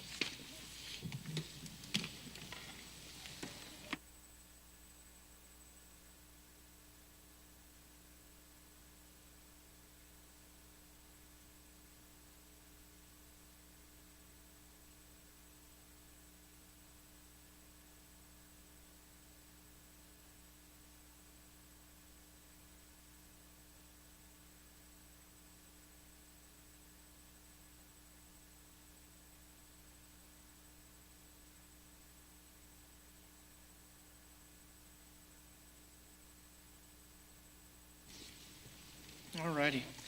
It is 10:34 p.m., Monday, June 19th, 2017. This board will now reconvene into open session. No action was taken. A, consideration to approve the personnel report to include the following new hires, district vacancies, retirements, and resignations. Dr. McNamara. Good evening, President Overfelt, members of the board, and Dr. Rios. It is the recommendation of the administration that the following applicants be hired as teachers in our school district. DiMattina Amor Pettis, fourth grade bilingual teacher, Lamar Elementary. Miss Emily Diaz, kindergarten teacher, Reuben Chavita Elementary School. Miss Angela Bennett, second grade teacher, Reuben Chavita Elementary. Miss Anna Amesqua, second grade teacher at Dr. Fermin Calderon Elementary. Miss Larissa Dovalina, fifth grade teacher, Dr. Fermin Calderon Elementary. Miss Kristen Melton, mathematics teacher, San Felipe Memorial Middle. Mr. Jameson Nielsen, social studies teacher, Del Rio Middle. Miss Valentina Rivera, maps teacher at Early College High School. Additionally, we have Tiffany Ann Fabian, kindergarten teacher at Dr. Lonnie Green Elementary. Jenna Corbin, third grade teacher, Buena Vista Elementary. Mr. Cesar Echeverria, social studies teacher, Del Rio Middle School. And Mr. Wayne Schroeder, social studies teacher at Del Rio Middle School. For the recommendation, I so move. Is there a second? Ms. Haynes, all in favor? Unanimous, carries. Thank you. Thank you. B, consideration to approve salary adjustments to include the following: service credit, master's degree stipends, salary matrix adjustments. Dr. McNamara. President Overfelt, members of the board, and Dr. Rios. It is the recommendation of the administration that the salary adjustments be approved as presented in closed executive session. Heard the recommendation. Is there a motion to accept? Mr. Chavita, seconded by myself. All in favor? Unanimous, carries. C, consideration to approve the curriculum coordinator for secondary. Dr. McNamara. President Overfelt, members of the board, and Dr. Rios, it is a recommendation of the administration that Mrs. Janella Denise Rubio be approved this evening as our new curriculum coordinator for secondary ed. Heard the recommendation. Is there a motion to accept? First by Ms. Martinez-Lozano, second by Mr. Chavita. All in favor? Unanimous, motion carries. Thank you, ma'am. Item D, consideration to approve the ground lease agreement with the United States of America by and through the Secretary of the Air Force. Dr. Rios. Mr. Overfelt, we've tabled this item before, and we're now bringing it for action. Before I read the recommendation, are there any questions from the board? Any questions on this item? Any statements on this item before we call for a vote? Sure. Maybe some discussion? Okay. Any discussion on the item? Mr. Mesa? I just want to say that it's a difficult situation on my part. We have pressing needs. As you all know, the bond issue did not pass. We have overcrowding on the north side. We have needs for helping our employees in regard to the insurance premiums. And we are now looking at implementing a bill that, again, was forwarded to us by the 85th legislative session. They're going to reconvene again for the extended session on July 18th. No telling what other pressing needs we might have after that. But Laughlin has always been a partner in the education part of our district in regard to hosting our students that go and participate in the maintenance program that we have and the understanding that we have with that mutual agreement. I think it's a vital part of our community in regard to the economy, and has always been very supportive of our district in many ways. I hope that with the decision that we make tonight that we can hopefully improve enrollment within our district, and by that I mean we have students that are attending Bracketville, we have students that are attending Comstock, and hopefully we can gain some of those students back into our district and recoup some of the financial, positive incentives that come with a bigger enrollment. But I appreciate, again, everyone that is here tonight and everyone that has spoken in a way that, again, Laughlin is a very important aspect of our community here in Del Rio. Thanks, sir. Anyone else? Any discussion or whatnot on this item? I know that I spoke to Mr. Ken Smith earlier today, and he regrets not being able to be here at this meeting tonight and not being able to vote, or have a record vote on this item. I asked if he wanted me to say anything on his behalf, and he did. And his statement was that while he agrees that it would be good for the base, he does feel that at the time it would be somewhat of a burden for the district and could not support it at the time itself. So he did want me to make that known there if we did take a vote. So I've done that for him this evening. Again, I want to thank everyone who came out and spoke, whatever your position was on the school itself there. As has been stated, and it's been in the works for several years to finally get to this point, tabling and finally calling for a vote this evening. As Colonel Shank mentioned, the issue of a lot of the agreements that we already have, the Grow Your Own program with aircraft maintenance. I'm a product of that. I did that my senior year in '97 and actually got to work out on the flight line with Age Flight for about a year or so after graduation. And it's a unique experience, and I know we have a lot of people that have gone through that program and have made a career out there. And I know I'm very proud of it whenever I talk to other people around the state about that there. So thank y'all for coming out and speaking on that. Anyone else? Mr. Chavita? I also want to thank the people that came before us. It kind of reinforced my decision as to what needed to be done as far as the school was concerned. And I thank you very much for being here. Thank you, sir. Anyone else? Recommendation, sir? Yes, sir.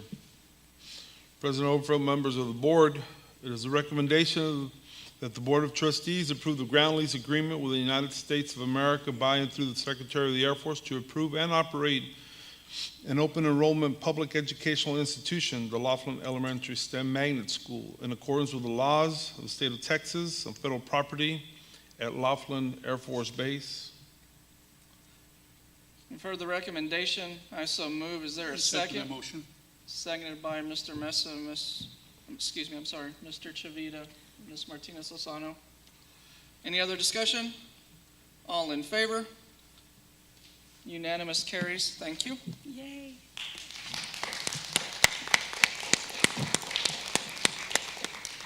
'17 Superintendent's Report, the 2017-18 Budget Development Calendar.